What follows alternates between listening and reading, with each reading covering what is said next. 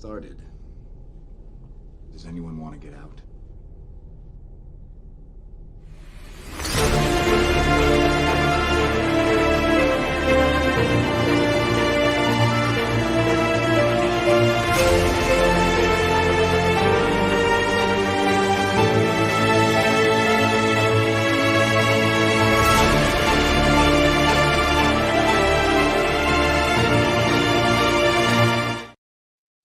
Hello there, I am Nick. Welcome to this week's episode of the Friday Night Frenzy. We got a good show ahead of you. Let's bring them all in. First and foremost, returning to the Frenzy is the embodiment of chaos herself, Eagle Rider. How you doing, girl? Oh, okay. I'm not sure if I want to comment on that description, but You shall take it and you shall like it. So, next up is the shipper queen herself. We have the one, the only Neeks. How you doing, girl? Oh, she's doing a face reveal. She looks beautiful, doesn't she? Yep, Pika Shades, you actually caught us just as we were starting. So thank you. Happy to have you here. But let's bring the last member of this DK crew in. The man who has worked for everyone and gotten fired by everyone, Chris. Jeez. wow. I never got fired. I've never been fired in my life. So That was cold, Nick. Chris right now is like, You're not sending me to the cool. so how's everyone doing? Yeah, how's everyone? What's everyone up to? Crazy. I'm feeding kittens, and they are going absolutely nuts. Hey, how you doing? Nice to have you here. Yep, we got a good show of people here. So, yeah, if everyone's doing good, let's launch our newly rebranded segment. Human sacrifice, dogs and cats living together, Pacifaria.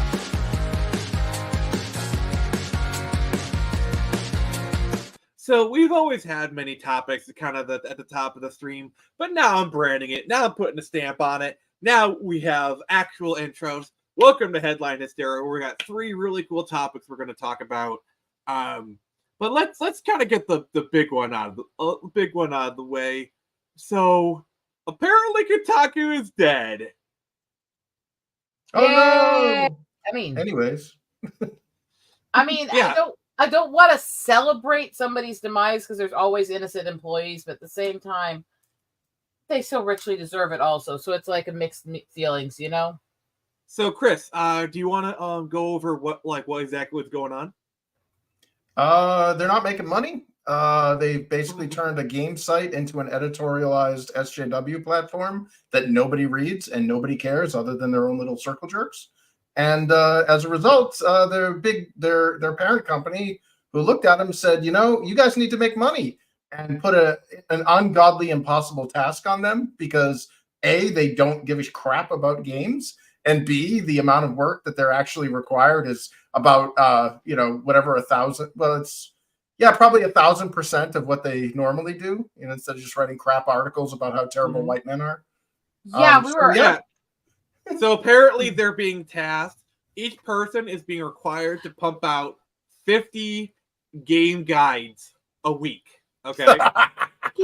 Freaky is a sweetheart. He is an awesome little friend of mine from the Anime Nights. Oh, cool. Well, friend of Rose's is a friend of mine. But like, as if Game Facts doesn't exist, Yep. I'm just wondering, any writer who takes the task to start stealing from Game Facts, it's going to be interesting when they get called out. Oh, dude, it's basically a nice way of them saying quit or we're going to fire you. Yeah, pretty much. It's very obvious, and apparently the person who the Kotaku writer who kicked this off is going back to the fans, if you know what I mean. I guess Kotaku's really been hitting the SEO pretty hard. And the thing is, we've been seeing a lot of the collapse of it. But here's the problem. Here's the problem with Kotaku. No integrity. Absolutely none at all. Like IGN has been stupid for decades. Like I remember people making fun of IGN as far back as like the mid 2000s. We've Too always much water. Yeah. I was thinking about bringing that up, but I was like, too easy. Well, I think what it is the gaming industry itself is in a free fall right now. We're actually experiencing a crash. We've had over 20,000 employees who've lost their jobs since January of 2023. And when you have all of these fringe parasite companies like Kotaku and other quote unquote games journalists, they're like those little lampreys that cling to the underside of a shark. Well, when the shark body dies, so too do the lampreys. There's nothing more for them to eat. And we're watching that now. We're watching the free fall of these parasitic companies starting to take the hit as well. I mean, remember what happened to G4 TV when they pulled out their Frost card and basically lectured all of their audience members, telling them everybody's sexist and gaming and sexist. It's like, yeah, that's a way to get people to watch your crappy content. And yeah, that was the beginning of the end. I mean, in my opinion, Kotaku should have been gone a long time ago. They stopped being about games probably a decade ago. That's what we call a bad move. Yeah. It reminds me of these people that have been commenting the last couple of weeks while all this has been hitting again, and the whole Gamergate's coming back, and you got these companies who are literally saying things like, why can't gamers just shut up? Or the one that killed me was the freaking Black Girls Gaming, literally going, why do gamers think the industry is about them? It's like, because it's the video game industry, and with no customers, you don't mean shit. Yeah, exactly. I mean, it's like literally saying, why do customers think customer service is about them? Literally. It's like, what are you freaking drugs out of brains on? Yep. Basically, Kotaku, they just played this card. Don't like my politics. Don't buy my book. Oh, that's the smugness. Ooh. And look at how well that worked out for her. Yeah. Yeah, I was gonna say it's funny because they're always, don't buy insert product here that it wasn't made for you anyway, and it's they're all so made smug for the about kids. It's like, but then as soon as people stop buying what they're putting out, they freak out. And How you dare you? You big meanies! How could you not buy it? It's like you told us not to buy it. Pick a lane. Yep. See, and basically, if you want a summation of what they're kind of saying to us, it's basically this. Because I think you're a sexist, misogynist dinosaur, a relic of the Cold War, whose boyish charms, though wasted on me, obviously appeal to that young woman I sent out to evaluate you. Yep. And I knew I kept that clip for a reason. Well, that's the problem. Is like this is like business 101. Don't insult your customers. You are nothing. Your business is nothing without customers. Literally. Yeah. Look, I've done sales, I've done retail, I've done management, I've done all this stuff. It doesn't matter how horrible your customer is. You try to calmly talk them through whatever, appeal to them, and find a way to get them to come back. Then when they're gone, you go in the back room and go, please. You don't say it to their damn face. Well, even then, you shouldn't need to. It's common sense to not insult the people who you are literally relying on for your income. You know, the thing you need to eat with. So I have behind the scenes footage of G4 TV of the camera operator's reaction to Frost's rant, and here it is.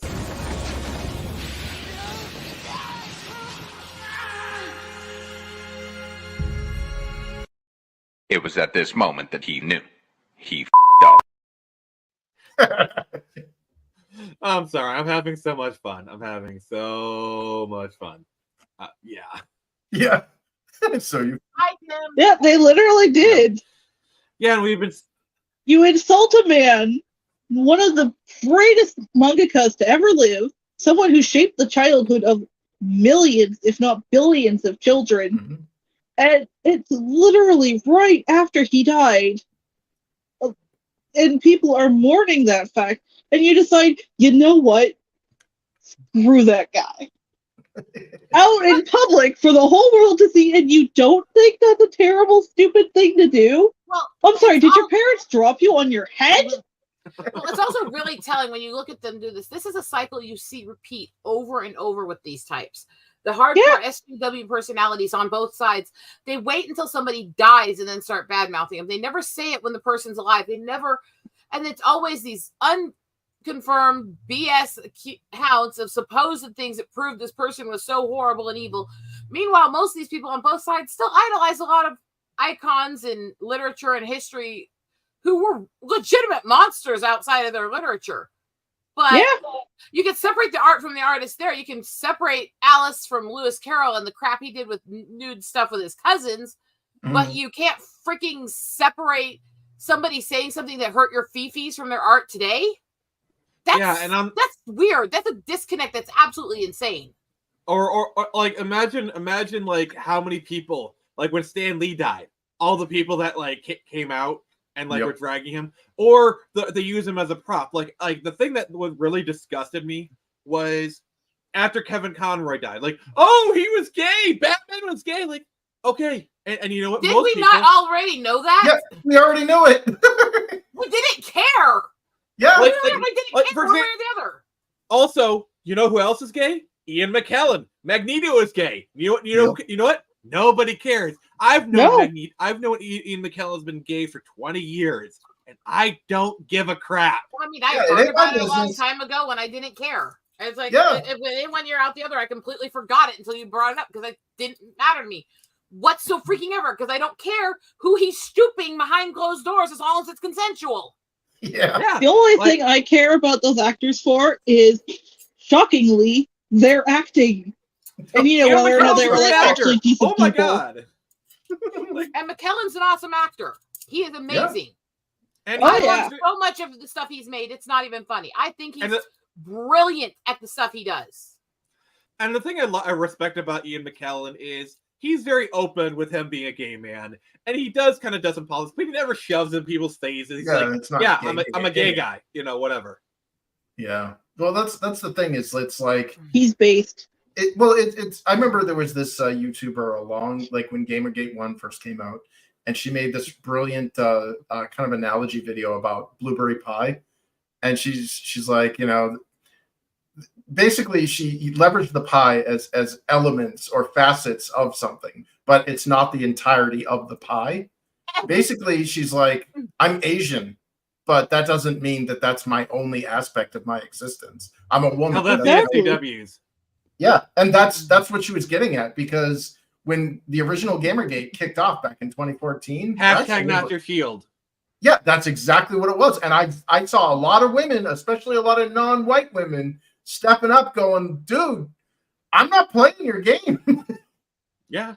Well, one of the most out sexually gay men also falls on the center conservative side. He's a very modest man. That's David Hyde Pierce.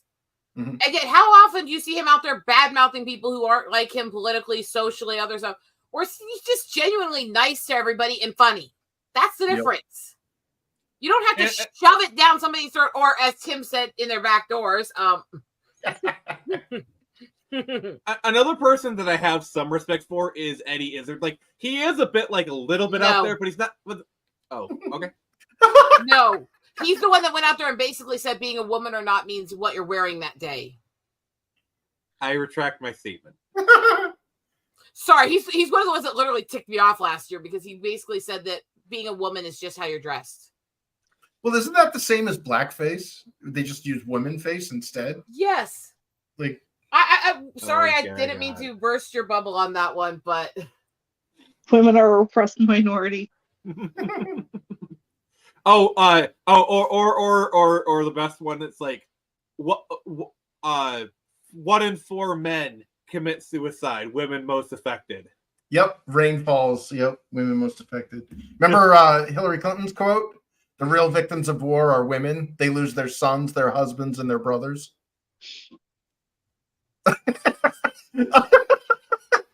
Like, yeah, screw the guys that are.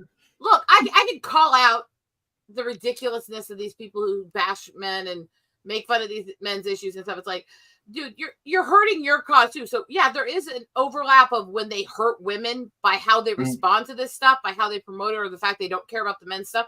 It hurts us too, because it makes men visceral towards us, and it's a legitimate anger and visceral towards us. Mm-hmm. And then that hurts people on both sides. It makes both genders distrust each other. But to sit there and say that men's issues are about women is as horrible as saying women's issues are about men. It's the same thing as these people who are going, well, because I want to be this, women don't need their spaces, other stuff. It's the same crap. It's like there's no respect for either sex from these extremists. There's none. No. Yep. It's all about tokenizing. It's why, like, during the 2000s, we saw like racism and like, you know, homophobia literally kind of trend downwards. And it's only recently that it's starting to tick back. I wonder why. It could have been my son. I don't know. Yeah, well, it's Marxist vision. Like if you have to, like, feminism was designed to get the sexist to fight each other. The BLM and all that stuff is designed to get the racists to fight each other. Like, all of these divisive things can all be pinpointed back to the same origin. Like, at the end of the day, we're all Americans. Like I got your back, you got mine. Like, I really feel like there's been certain things that have been scaring the companies, like Bud Light.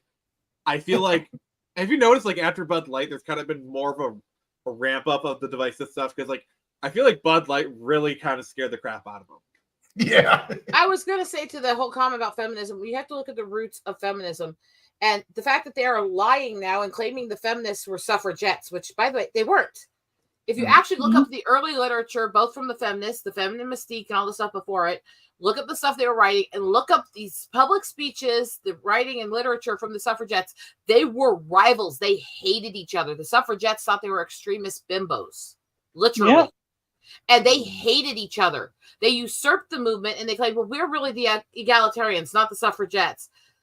Most of the people who followed feminism up into the 70s were more egalitarian, but the leadership never was. It was always about brainwashing the population over generations. Well, you're kind of mixing the first and second wave of feminism together. No, I'm not. No, I'm talking about the leadership, not the people. The leadership's always been that way, even back in the 1800s when it started. The other thing that you got to consider is the temperance movement was mainly pushed forward by the feminist movement. So we can blame the women for booze getting banned in the 20s. They were the temperance movement and the sexual revolution. They couldn't even know which one they really wanted to be. Yeah, well, at its core, the tenets of feminism is it's men's fault. They blame the patriarchy. Look at the word itself. If you break down feminism, the word that they made for themselves and picked for themselves, break the word down in its Latin and Greek core. The word literally means female lifted over male. Mm-hmm. Yeah, it's female supremacy. But the thing that always grinds my gears is like, look at the dictionary definition. It's equality for women and men. Shut up, bigot. No, that's not what it is. Look, we all know it. You can look up the old dictionaries, the actual book ones, and they'll tell you differently. Mm-hmm. The websites, don't trust any of these websites. How many times me and my friends have shown screenshots where they will change the definition of words and change the history of the word on the websites, like 2 days apart. And they won't side note it. They won't say this definition's been added. They literally change the history of the word. Yeah. Like for example, racism. They're trying to push this new definition of racism being tied to power, being tied to they're trying to change it because it's so that so that they can be legitimized. Like, oh, black people can't be racist against white people because white people have the institute. What? Do you know who coined that phrase to define racism that way? Who it was who started pushing it in all the classes in the colleges? Mark Lamont Hill. I have no idea who that is. If you research him, he's a black professor that's worked with a lot of the Ivy League. He is openly very bigoted. In fact, on Red Eye, back when they did it with Gutfeld, he literally sat there in the same episode, repeatedly said, I can't be racist. But then when they pushed him on it, like, yeah, I'm racist. I hate you white people. So what? Wow. And that's the man who started pushing that in the colleges and started pushing that definition. Yep. And I bet he's probably got ties to Marxism, like the BLM. Oh, he's a very open Marxist. Yeah. I mean, they all are. So it's infuriating because it's a poison that's destroying our country from within. Mm-hmm. You know, you try to call it out and it's so nebulous. It's like when Marvel invented Hydra, they did a great job, man, because that is a good analogy for that. You know, cut one head off and two grow back. Well, they created the social political movement of what Hydra was. They took it from a name of a mythical creature. Well, And that was the thing. to be fair, Hydra was basically so they could have a Nazi organization without actually having. Okay. Careful with that word. That will flag your channel, and the algorithm is searched for it. All right, fine, Yahtzees. Yeah. There you go. And sorry. No. I appreciate that. Actually, appreciate that, Rose. So they can have Yahtzees without actually having Yahtzees. But yeah, like, speaking of marginalized communities and kind of like a big blow up. I'm looking for the right clip right now. Dear God, I need to organize this. Hey, it's me. Prove it. You're a dick. Okay. All right. So X-Men 97 came out, and dare I say it's kind of good? Like, have you watched it? I don't support Disney, so they'll never get another cent from me. And it looks like shit. I'm sorry. To be fair, neither did I. Yeah. No, the animation just all the bullshit that went on behind the scenes, like that, like I heard the people singing the praises of it. Oh, it's great, blah blah blah. They make Cyclops a badass and everything. Every clip I saw, I was like, I remember seeing crap like this on Newgrounds. It looks bad. You saw my tweet, and so the action, like, you can tell they put their money into the action scenes, because the action scenes are actually fairly well animated, but the scenes of them just walking and talking, they're Newgrounds. They're Newgrounds animations. The story itself is actually pretty decent. Like, there's very little, there's very little, I don't know. I give it kind of an 8 out of 10, really. I'm kind of excited to see where it goes. I would suggest, hitting up Jack Sparrow. Maybe he can hook you up with a copy. Maybe make a trip to the Bay, if you will. Sailing with the bounding waves. I mean, the high seas. I mean, leave her, Johnny. Leave her. What do you do with a drunken sailor early in the morning? I mean, what do you do with a drunken sailor? What do you do with a drunken sailor? I noticed that they used some of I noticed they used some of the older voice cast, like some of the OG original cast. And I'm sorry, but like Rogue sounded like Angela Lansbury. Kind of. She's like, hello, man. Like, is she gonna offer me some Werther's original? Like, that kind of reminds me of so DC put out a direct-to-video, like, Batman Return the Caped Crusader, where they brought back like Adam West, Burt Ward, Julie Newmar to voice the original characters in animation. Oh wow. And I'm sorry, but Julie Newmar cannot voice Catwoman anymore. It sounded like an old woman, with like the list. And it's supposed to be like this young, sexy woman, but she sounds like she's 70 years old because the actress is like, 70, 80 years old. And some women voices stay pretty consistently young through life and some don't. And look, it's same with men. And there's nothing wrong with admitting, okay, the person's too old for this anymore. Mm-hmm. It's like it's getting cringier and cringier with these shows that they keep on the air for like 30, 40 years that are animated. And they're voicing the same age characters, but you can hear their voices are getting more gravelly and aged every season. It's like, Simpsons is definitely one of them because the kids don't sound like kids anymore. I mean, and Marge's voice actress, she just does not sound like she has it in her anymore. I'm sorry. She always had throat problems. That was what created the gravelly voice that they loved for her and the sisters. But now as she gets older, that voice issue and those throat issues she had that made her iconic in the old days are aging her now. And that's nothing against her. That's facts of life, Who here has played DuckTales Remastered? I have. So they brought back the original DuckTales cast. The Scrooge McDuck actor was 92 years old when he recorded that stuff. And you can tell, like, he could, like, I mean, it still sounded fine, but you could tell it's been a while. Yeah. Yeah, like honestly, Yeah, like I know that's a problem in Hollywood too. Is a lot of times they'll cast actors for names or for visuals instead of for voice, and it's like your voice is the only thing that matters on a cartoon. Yeah. Think about it. It's voice acting, people. I mean, Well, look at there's the 3D, look at the CG animated films. Like, oh, we have Will Smith doing a voice. We have Beyonce as the voice of Nala. It doesn't matter if she sucks as Nala, but we have Beyonce. Well, it's hilarious. Will Smith because DreamWorks. if you, Oh. as I was starting to say, it's Will Smith was getting a little fishy with it. never mind. No, go ahead. Oh, I'm trying, but I don't remember what I was trying to say. I literally kept waiting for everyone to stop, and I'm every time I sorry. started, I got interrupted. And The then I don't floor know is what I was yours. saying. I don't remember now. Well, when you remember, let us know, and we'll get on with it. Yeah, that's the other thing. Like in Rogue One, they brought back James Earl Jones to do Darth Vader. Oh God! I'm sorry, they should have brought back Chad Vader because like Chad Vader had been like the voice of Darth Vader in like the movie, like the cartoons and like the video games. He was actually pretty good, honestly. I wish they just kind of continued using him because I'm sorry, James Earl Jones, he did his best and he sounded fine, but like I think maybe like because they didn't use as much reverb on him, it didn't sound as good. I'm sorry.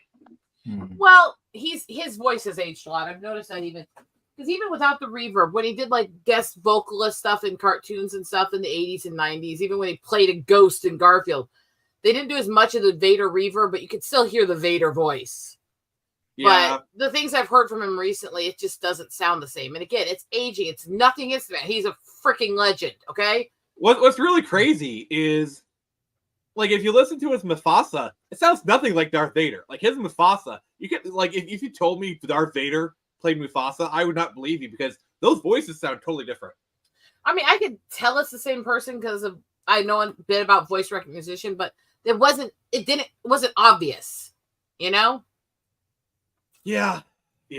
I don't know. Like finding out Luke Skywalker voices the Joker. They No, kinda that sound one I similar, could always but, like, tell. I don't know. The problem with Mark Hamill in voice acting is whenever he voice acts, he always does some kind of permutation of the Joker. Like if you look at Joker, Yeah. and then when he did Ozai, or even on Invincible, where he plays the tailor, he's still doing like a variation of his Joker voice. Yeah. I don't know. It could have been because like I know they've like basically got the rights to his voice now, which honestly we're gonna see more of that, like AI stuff. You know, like Bruce Willis sold his AI likeness to a Chinese company. Like I think we're gonna see more actors when they're ready to retire and cash out their chips are gonna like Tim Curry. I think is probably gonna be the next one up to sell his likeness and his voice. I think. I don't think so because he's always been one that's a little more leery of the technological era. But at the same time, I miss him doing so much stuff because he was always one of my favorites, and I love that voice of his. Oh, me too. He's Tim just Curry's so voice. amazing. Yeah, I've loved like Tim Curry, and okay, all right, I have to play it. I have to play my favorite Tim Curry clip. Chris, I think you know which one I'm gonna do. It's only 12 seconds. So. All right. I have to play this because like we're talking about Tim Curry and let me. All right. CNC red alert. I'm escaping to the one place that hasn't been corrupted by capitalism. Space. I love how he can like he can barely hold it in towards the end. I like how he like space.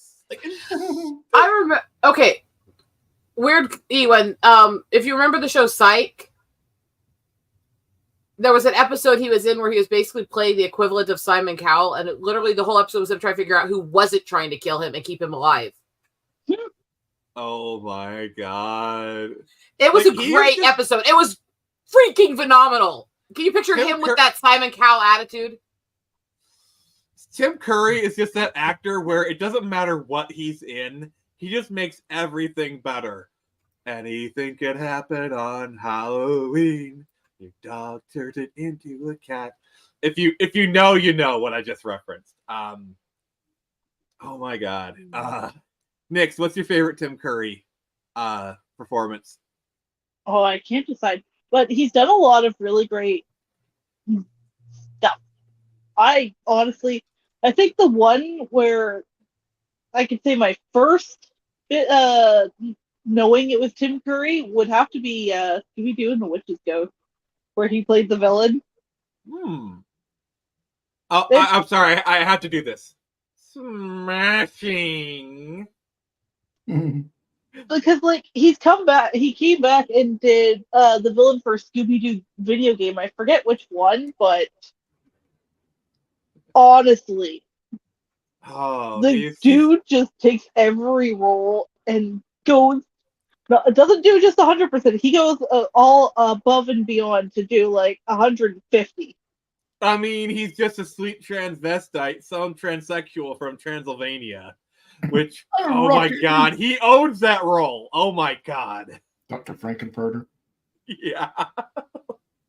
Oh my god. Yes. So yeah, X-Men 97. I enjoyed it. Check it out. Sail the high seas if you gotta. I'm going to admit it right now. I'm probably only going to check it out because it has one of my most favorite voice actors on the cast. Playing Scott, Ray Chase. Nix, bonk. It's not like that. It's not like that at all. I just bonk. Every role Ray Chase has been in that I've seen him in is just phenomenal. He's got a great voice. So if you've made it that far, give me a like, give me a follow, give me a subscription. Make sure to kind of do your thing. So before we get on the main topic, I want to do some little self-promo because I had something good happen to me earlier this week. So for those who don't know, 2100. Yes, CC James. She is very hot in it.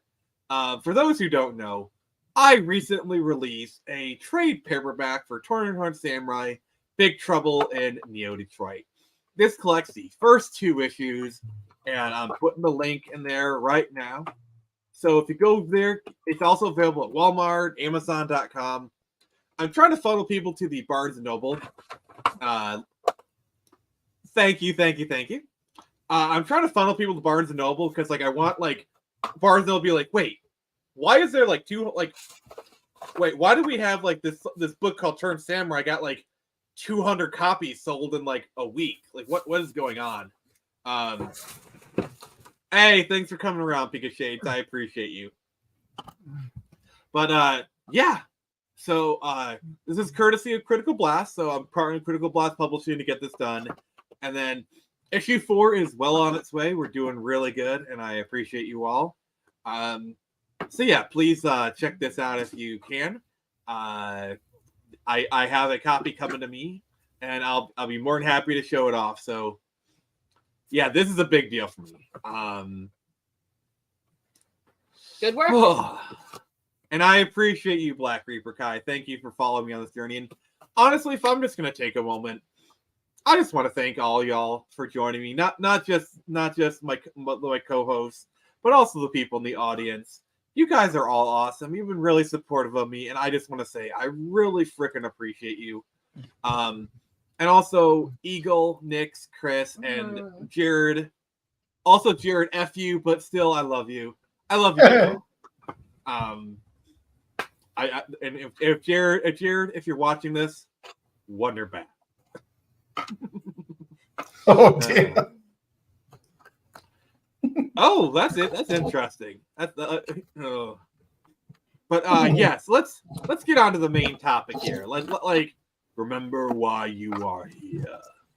All right. Righty. So basically, I wanted to kind of talk about what I consider to be the best era of gaming, and that's the PlayStation 1, PlayStation 2 era.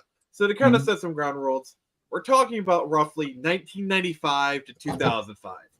because I feel like once the PS3 hit, that's kind of when the modern era of gaming really took off. Like all the modern crap that we see now started in the late 2000s, like with that generation. So I'm gonna start by kind of going around and having everyone kind of talk about their memories of that era. So if you have more memories of like the early 2000s or the 90s, feel free to focus on that. It's just what you remember. So Chris, what is your memories of that era? I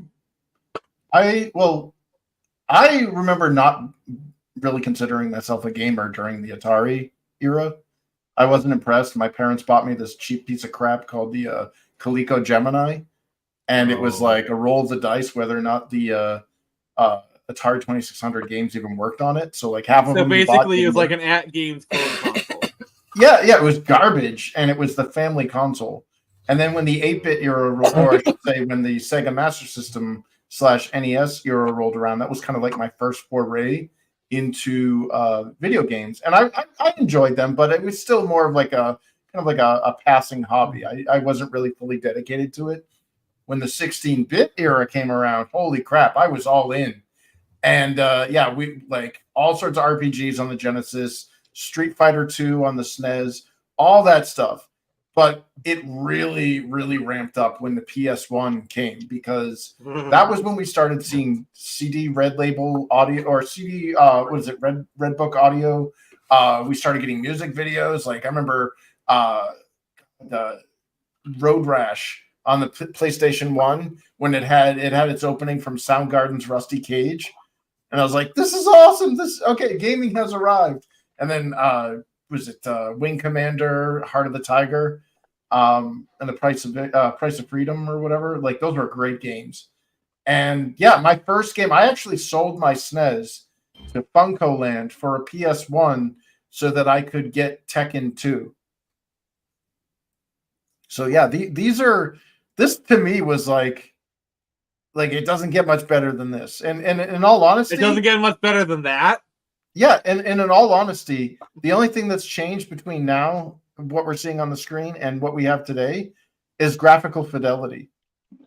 Like the last new genre that we were introduced is more than 15 years old, and it required plastic toy instruments.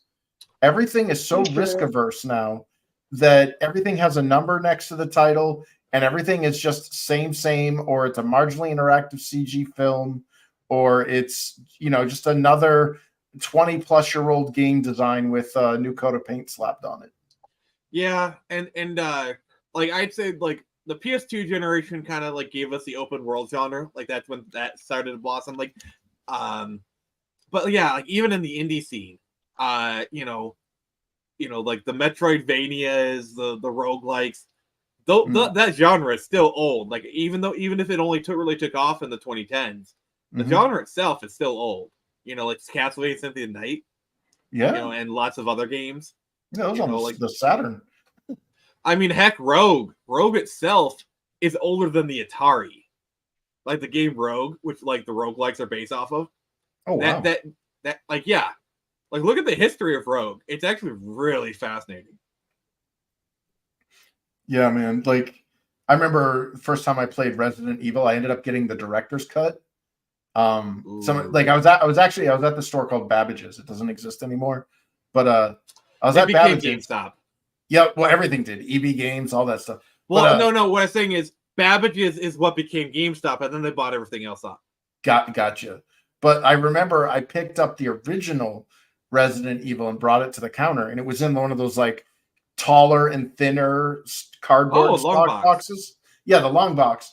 And the cashier's like, "You don't want this." I'm like, what do you mean? He's like, I can ring it up, but I guarantee you'll be happier with this. And he showed me to the director's cut, and they were the same price. So I was like, what's the difference? He's like, well, the director's cut has more scenes in it. They cleaned up a bunch of stuff. There's different camera angles. I think you'll like this one more. And I kind of agree, because I went back years later and through emulation and played the OG Resident Evil. And I think, that's the one. Yeah, that's the one I brought up to the counter. And I prefer the director's cut. Yeah, I think plus the other thing is the director's cut where they added dual stick support, or is that like Well, I think no, I'm sorry. The director's cut was still the PS1 without the DualShock. So the twin thumbstick support wasn't around until the Resident Evil 2 DualShock edition. Oh, okay. Yeah. Sounds about right. Yeah, and wow, dude.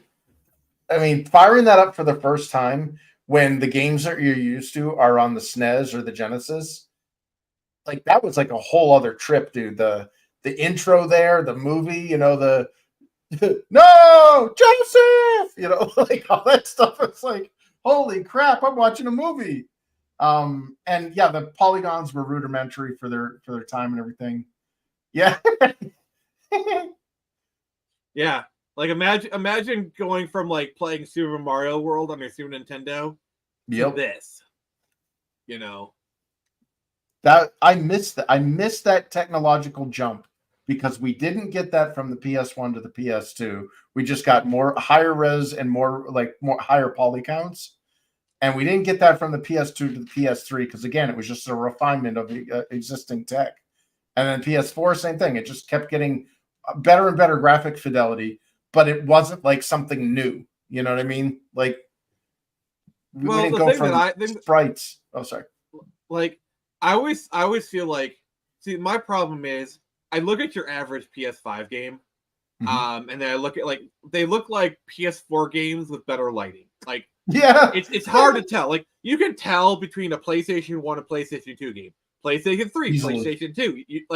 Like sure, the late PS2 games, early PS2 games that bleed together. Like Last of Us on the PS3 looks like it could be a PS4 game, but there's but the thing is, look at Horizon Forbidden West. Looks like it could be on the PS4. You know, a lot of these games look like just like I said, PS4 games with better lighting. Well, did you see the Stellar Blade demo that they quickly pulled off? Like they quickly pulled they had the demo on the PS5 like marketplace. People downloaded it. A couple of streamers got it, and then they yeeted it right off the market because people were playing it going, this looks like a PS4 game. Like, I don't know if it was just unfinished, but it was like, yeah, sure, you got the smoking hot like protagonist, but like all the textures on like the materials were all pixelated and stuff. They're like, this is like, how do you justify buying a PS5 for this? Like, yeah, and with development cycles getting longer and longer, you know, if they do a Last of Us 3, that's going to be a PS5 game, a PS6 game. I mean, yeah, and like the next all the Witcher games that CD Projekt is making, they're developing those for PS6. You know, I don't know. Yeah, but yeah, I always enjoyed you know, the PS. But Nix, what's your memories of this era? Well, I would probably have been very, very, very, very, very young. So you're probably more like the PS2 GameCube era. Like, if you want to focus on that, that's fine. Yeah, that's more my jam. Well, okay, so I had the original Game Boy, and I had my brother's hand-me-down Game Boy Color, and I also had a Nintendo 64 with a Xena fighting game, which was pretty cool. I don't know if anyone really like talks about it or anything, but I liked it. I remember the crappy N64 one. Yeah, I always played as Joxor. You just want to play as Bruce Campbell. No, that was Autolycus. Joxor was Sam Raimi's brother. Oh, you're right. Holy crap. Yeah, I don't know. I also had a Rampage game, which was really cool. Nice. Oh, Rampage World 4 was so good. I remember being a lot better at it than I was at the fighting game because, well, I would have been like, I don't know, 2 or 3 when I first started playing video games. I didn't really get seriously playing until I was like 4 or 5. And that's because of, like, I don't know, like a whole variety of reasons. But either way, my first my first system that I remember getting was a GameCube with Mario Kart Double Dash. And I would play Double Dash with my brother, later brothers, because my younger brother was born in 2005. Or 2001, 2005, somewhere around that area. I don't remember. He's not important. Nobody cares about him. No, he's not important to the story. Yeah. But anyways, when he got older, he got some cool games too for his GameCube. So I Like, look at this. Look at this. Yeah. Like I love like the claymation cell look. Like this still looks good. Yeah. I don't remember it being claymation style, but that could just be because I was super duper young. You store in Toledo. You know, like this game was so good. This is a great like couch co-op game. I'm sorry to hijack Nick's, but like oh no, that's fine. This is my childhood. Notice the sexy scientist too. That's their ally. Yeah. Like we couldn't have that these days now. That's objectification. Objectify this. I mean, you porn.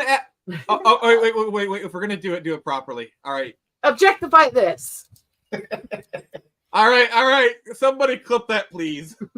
But yeah, so also my experience with Zelda, Ocarina of Time, and Majora's Mask did not come from the Nintendo 64, as I've said before. Mine came from a special copy, a special disc for the GameCube that was made in preparation for the Wind Waker.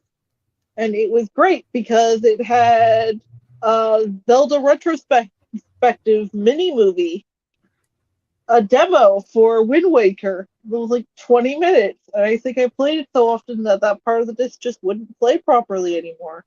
It had Zelda 1 and 2, perfectly fully playable, that I was absolutely terrible at. I never got very far in either. It I'm sorry, Nick. We just can't take it anymore. Yep. Yeah, I that's it. My emulator. I played Ocarina of Time and Majora's Mask on it.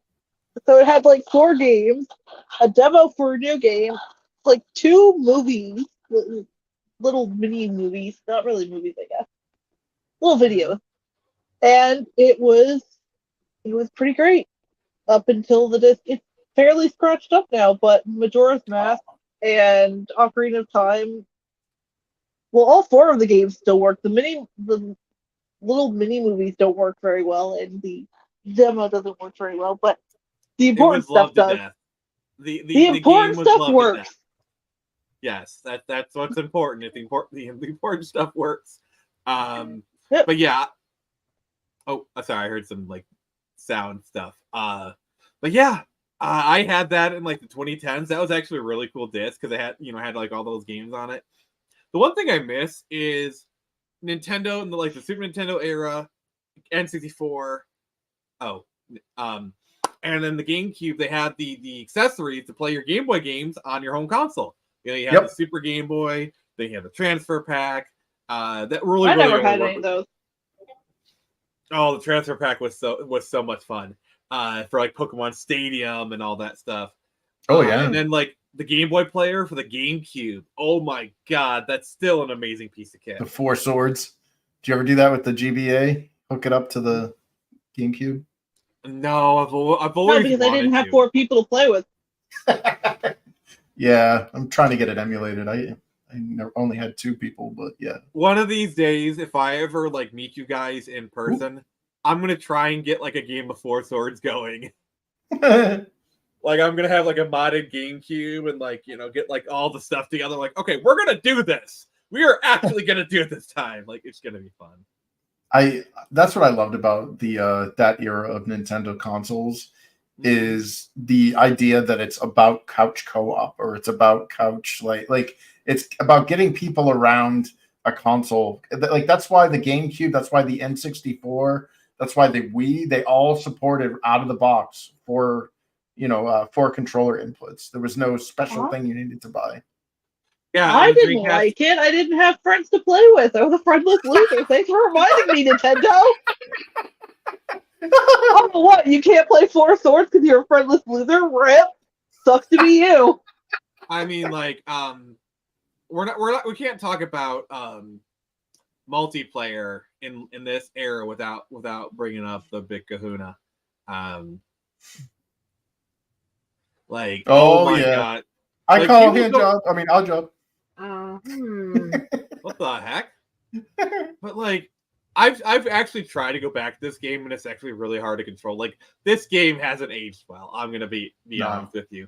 Like, I like it. It's fun to go back to, but I can't only go back and forth first. But Mario Party did destroy friendships and also destroyed controllers. Like, yes, if you know, you know. Yeah. I played the original stuff for the Mario Party that came out back then. Hell, I played the Simpsons Road Rage, and those. Has your palm healed yet? Has your palm healed? I didn't break controllers. I made other people do it. Let's get that straight. I mean, because you're using. I haven't gotten to my ramble on this era yet. Yeah. So Rose, what is your memories of this era? Well, it starts, I guess you would say, mid 90s, because that's where we're shooting for. And mid 90s to mid 2000s. That's the era. Yeah. So that's why I said it starts with that. Because one of the first role play games I beat on my own was Phantasy Star 4, which came out in 94 in Japan. It came out at the cross from 94 and 95 here. Okay. And that got me going back into games that were within the last few years and beating all these RPGs with my brother because I got obsessed. Side note, I rebeat Phantasy Star 4 recently on stream again just to replay it. Anyway. I mean, like... but, so that started me. And I was more into Sega stuff than Nintendo, but I'd play both. Again, most of those machines, great in that era. Honestly, the machines that Sega made dipping into the CD realm should have been more successful than they were. They didn't advertise them well. They didn't get enough game contracts for them, but they ran beautifully. They were awesome machines. They just didn't have enough for them. And so they tanked. Yeah, like the Jaguar, but I remember video. Sega CD, Saturn, Dreamcast, and stuff as having things that were unheard of by any other machine when they first released them. They were cutting edge, and they helped create a lot of stuff that became the gaming for the new stuff for Nintendo, the new stuff for Sony, and everything after. Amen, Q. So you have to give this absolute credit to Sega. Failures or not, their machines helped transform digital gaming and playing on discs and stuff from the consoles and the stuff. They were absolutely cutting edge on that. And I got into a lot of those. And so I got into the Dreamcast and playing like the new 3D styles for the fighting games. And I'd still prefer the 2D, but I actually like the Dreamcast style fighting games more than a lot of the ones today. Because to me, the responses on the buttons were easier for me, and they weren't as much of an issue for my light sensitivity. So I liked playing a lot of the fighting games on the Dreamcast. And Shining in the Holy Ark as a follow-up to Shining in the Darkness, which was one of my first RPGs. And all that stuff. So I got into that era, and then I got very disconnected from video games for a few years while I went through Job Corps, was broke in college and stuff like that.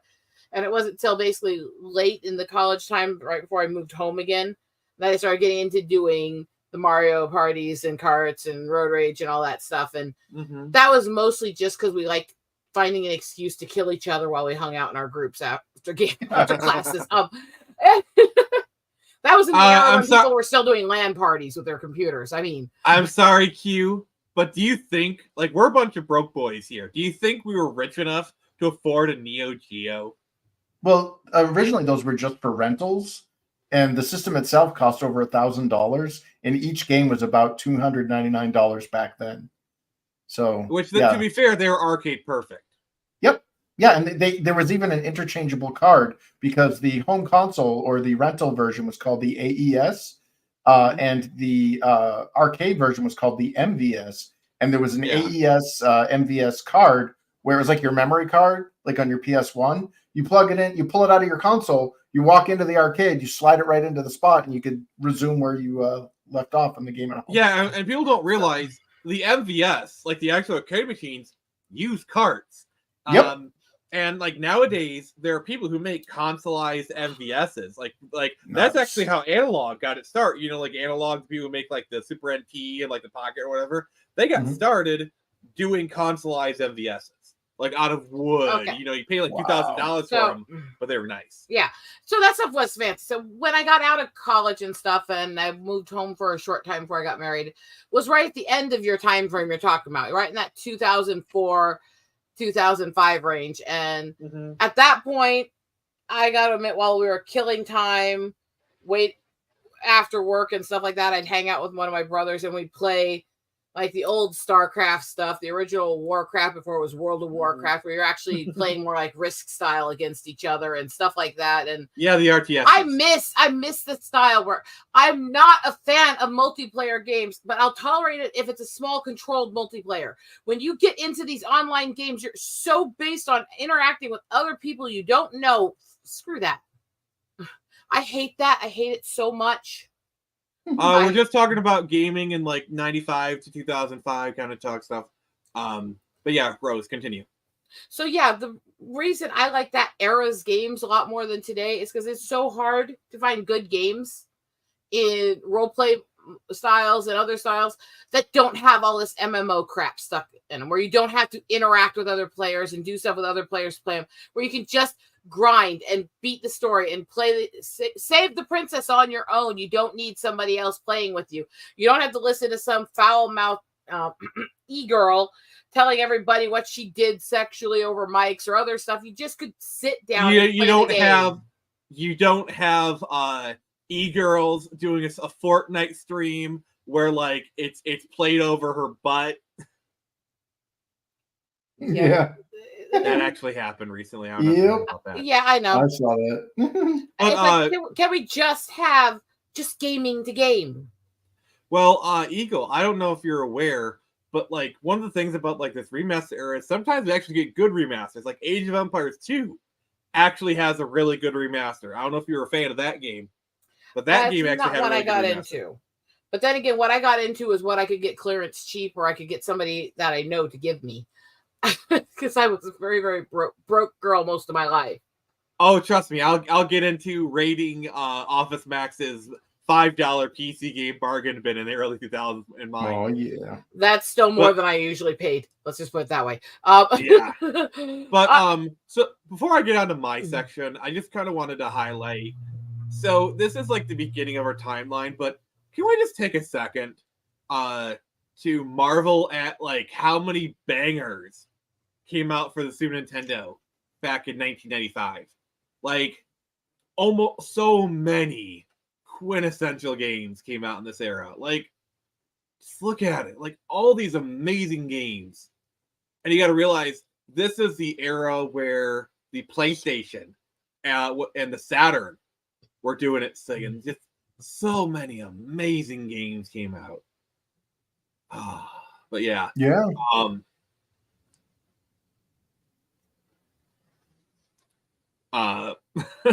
But yeah, so for me, growing up, we had an NES, and I pretty much kind of skipped over the Super Nintendo generation. Like, I had my friends had like I played it at my friends' houses. A few of my friends had a Sega Genesis, but I played a lot of Super Nintendo at like friends' houses back then. But like around 97 or so, for Christmas, we got a PlayStation. And I did play a lot of PlayStation games. I think around 96, I got a red Play It Loud Game Boy.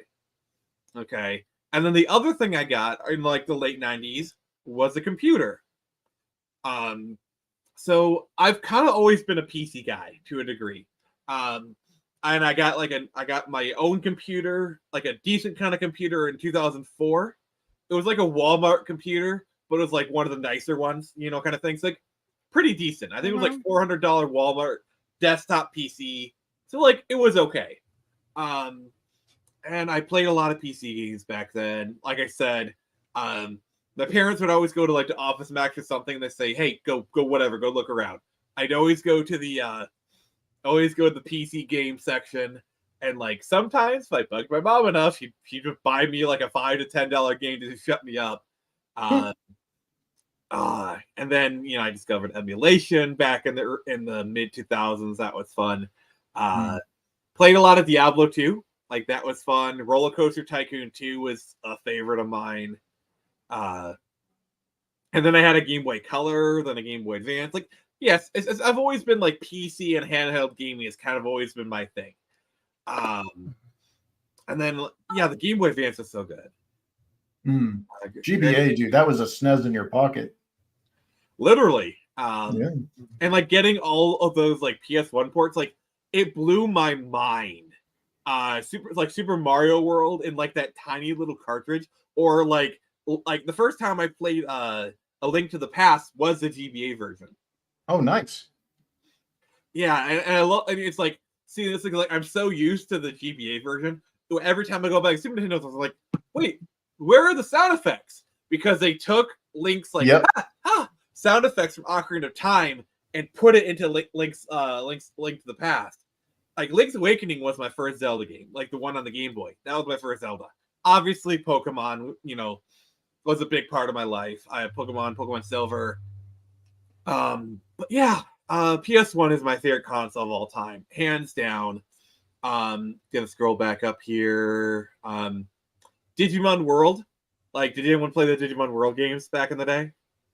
Yeah, I thought Digimon was actually superior to Pokemon. I know that makes me a Philistine. But I was never a fan of either. How's that? One moment, I need to grab something. Well, I mean, come on. Like, I remember, like, your Digimon who's basically like evolves into something with a Gatling gun. Like, come on, like machine guns on animals. All right. So you're talking about machine guns on dinosaurs. Yeah. Wait, what is this Pal World stuff you're talking about? Yeah, like that's. Honestly, By the way, the Digimon you're thinking of is Garbamon. It's yeah. bad that like you said it and I knew exactly what you're talking about. Yeah, the orange T-Rex. Yeah. Seasons 1 and 2 on DVD. Yeah, I also think it was probably I think it was a better written show too. Like, I remember South Park made fun of Pokemon. They're like, "Oh no, I have to go capture the best. I have to be the best and capture the blah blah blah and collect them all." Whereas Digimon was like, "There's a legit story." Yeah, Shin Pokemon, which means penis in Japanese.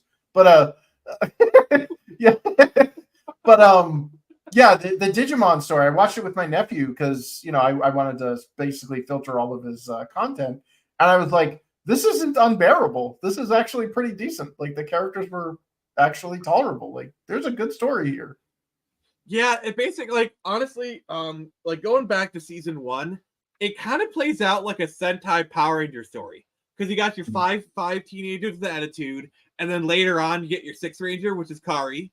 And like you have like a series of villains, a big bad. It does kind of play out like a Sentai. And I'm not saying that to insult it. Like I love season 1. And then season 2 is also really good. I need to get season 3, but it's really expensive. I should have I remember when it was like still $20-$40. I kept telling myself I'm gonna buy it. And now it's like out of print and like oh man. Go to Etsy. Has anyone seen the newest seasons of Pokemon? Because they are bad. They gave Ash a personality lobotomy. Oh no. Well, Ash's journey is over now. He's like, it's yeah. Thank God for that. They can stop massacring my boy. He went from staff master to, oh, we can't do that. That's not nice. Oh, but they're our friends. It's like, what is this Care Bear bullcrap? That is not my baby. Yeah. Oh my God.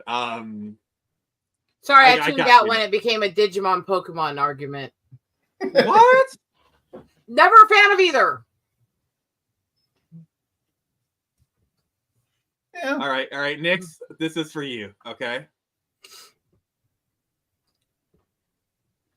All right. The other disgusting things. Aside from you, what are the other disgusting things? I am the one, no way your son don't need a gun to get respect up on the street. Hurry up! Look out! Huh? God, whoa! How'd you get down there? I fell in. Who else? What's a trap doing here? It seems pretty strange. Just help me out, quick!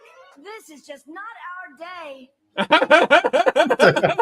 He's just like, I think I'm gonna leave her. Oh my god. Like, yeah. I don't know. Like,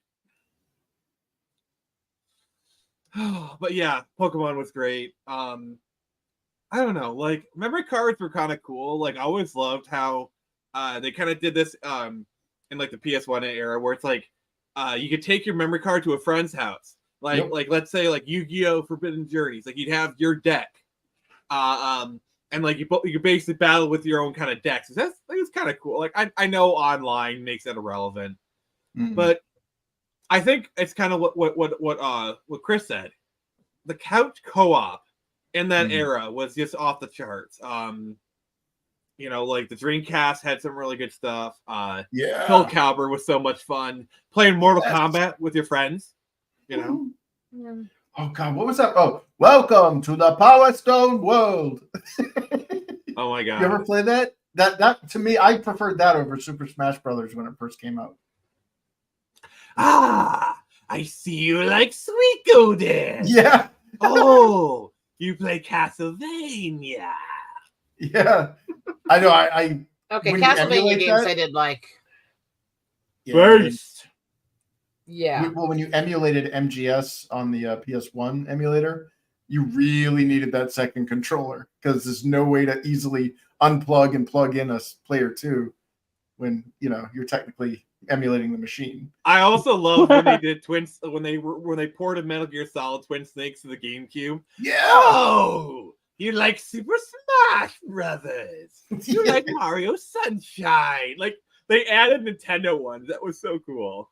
Yeah. That if I ever played it and that happened to me, I just turned the game off and never played for like a month, maybe years. I'd just be like, no. My poor little kid brain would be so freaked out. Yeah. Okay, so here's a question to my Digimon fans. This is both the cast and in the audience. If you could have, what would be your partner Digimon? If you could choose one Digimon to be your, like, for me, it would be Agumon. Vmon. Because Flanger is one of my favorites, and I love the Vmon line. That would be mine. Chris. I honestly don't know their names. In fact, the human characters were more memorable to me than You want the rabbit with guns, don't you? Well, wasn't there one called like Garudamon, which was like a bird? I think that was the little sisters. Yeah. She was the 6th Power Ranger, right? She was because there was the main character who had the goggles and the hair, and then the little sister joined later on, and actually when they did like Generation 2, she became the main character. Yeah. That's yeah. By the way, this Kari. is the one. This is the one you're talking about. Thinking of. Jesus. That is a pal. That is a pal if I ever saw one. Yeah. Yeah, Digimon was doing the pal world thing long before. Man. But yeah, so Gatomon. Gatomon is what you're thinking of. Then that evolved into Angelwamon. Oh. I gotta say, the death of Wizardmon is like, that still hits me like a freight train. Especially when you realize Wizardmon was voiced by Robert Axelrod, the same guy who voiced Lord Zed in Power Rangers. Oh. Oh, damn. Well, Saban did the dub of Digimon, so that's why. Yeah. I'd go for Agumon, hands down. Here's a funny little story. When I was a kid, I had, and I don't know if you can find these anymore, but they had this special like body wash or soap stuff, bubble bath, with a full Agumon container. Like it was his body and his head was the lid, and you screw off his head. What? Yeah. You had to unscrew his head and take it off to pour out the Seems stuff. traumatizing for children. Surprisingly, it did not traumatize me. I could see some kids going, But yeah, a little tiny orange dinosaur. He's my man. Yeah. Oh my god. Yeah, Agumon's cute. He's basically the face of the franchise. Well, that too, and the fact that he's he digivolved into a giant skyscraper-sized dinosaur with like guns. Metal Guns Greymon. and horns and stuff. Yeah. I Metal mean, he Gotham. goes from so small and cute to I will eat your soul and you will say thank you. And I'm sorry, but War Greymon is probably one of my favorite Digimon. By the way, yes, this is Metal Greymon. They're all talking Digimon. I'm making dream catchers. I guess that's where I am. But yeah, I love like the Digimon's like, so when Pokemon evolve, they just get bigger and meaner. When Digimon evolve, they get guns. Imagine like if Digimon was realistic and they have this and they just show a bunch of kids pooping themselves. Like, monsters. No wonder Americans love Digimon so much. I feel bad for a lot of younger Digimon fans who watched the movie in theaters because it wasn't actually a movie. It was just 3 TV specials cobbled together. Oh, essentially. Oh yeah. With an Angela Anaconda short as an opener. Why would you do that to children? It literally, and I've seen the story go around the internet so many times, it literally ruined a kid's parents' marriage. Okay. Details, woman, details. I need details. So Angela Anaconda ruins a lot of people's lives. I mean, to be fair, an anaconda ruins a lot of marriages, if you know what I mean. My grandmother actually would never let me watch the show growing up. Not even joking. I have no idea why, and she never told me. The creepy little black and white girl. To this day, I have no idea. No, what? I don't know. I think maybe she just didn't like the show, and she thought it was like a bad influence. Well, to be fair, I'm sure having a character called Devimon that looks like the devil being in the show probably didn't help. I mean, never mind the fact that it's a villain and you defeat him, but like no. I was allowed to watch Digimon. I could watch Digimon. I watched The Simpsons growing up. Mm-hmm. Oh. 2 years old and onward, I was allowed to watch The Simpsons. So it wasn't that. I have no idea what she had against Angela Anaconda. It just, and I can't ask her now because she's dead. But so that mystery's just going to the grave.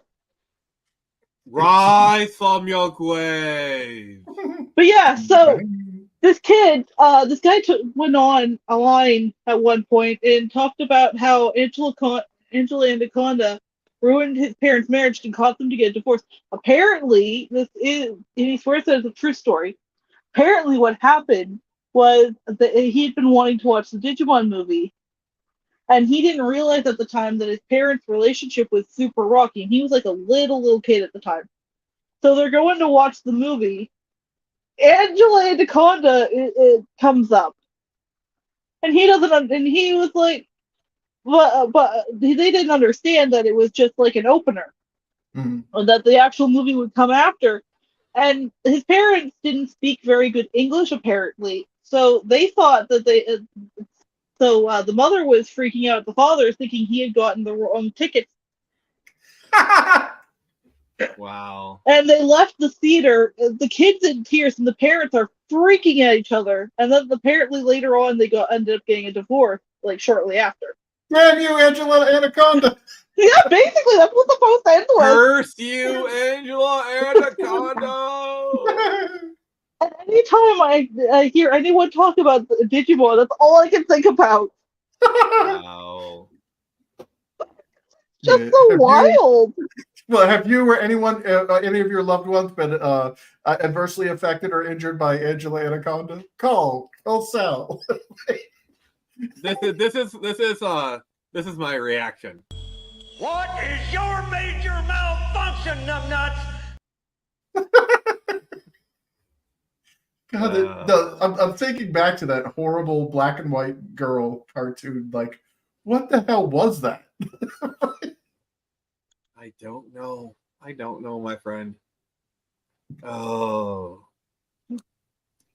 darkness oozeth. So Rose, what are some of your other memories of this era? Like, did you ever play Kingdom Hearts? No. Actually, no. To be honest, it just didn't appeal to me the way they laid it out and styled it, so I didn't try it. Like I said, I would basically as guttural basement clearance track as you could possibly do, and I was lucky to do that sometimes. I was the okay, I'm just gonna say this.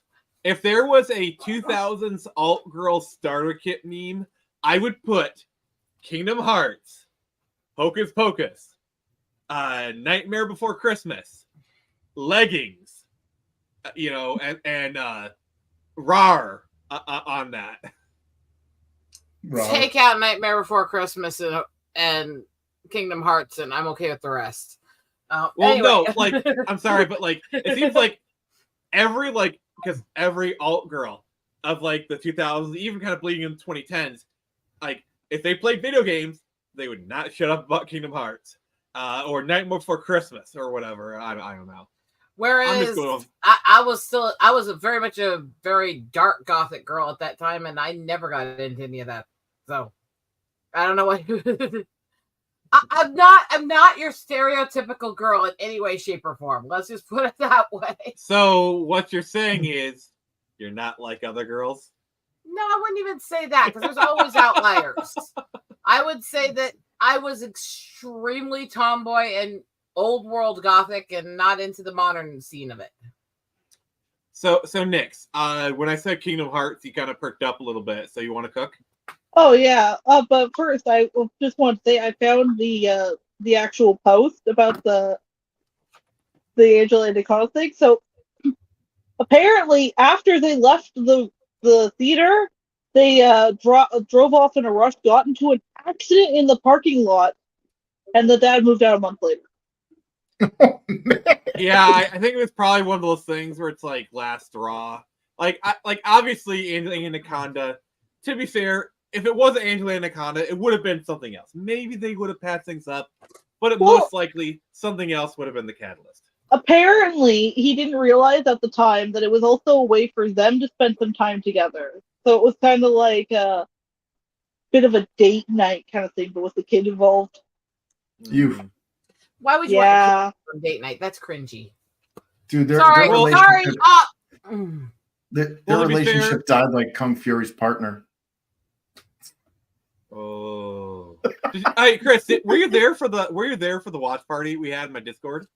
No, but I saw the mention of it, and all I could think of was when you're talking, when Nix was talking about this doomed relationship and how it was like one thing after another. It's like he got a nunchuck to the skull, and then he got split in half, and then he got bit by a rattlesnake. Yeah, I don't. All right, you have a good one. Have a good one. Take care. Oh, I can't wait for part 2. I hope they really do make that into a full movie. That would be so good. Kung Fury, I'm coming to get you. I had too much time. We need some action. But yeah. But yeah, I'm just gonna sit here and be innocent on that one. Thank you.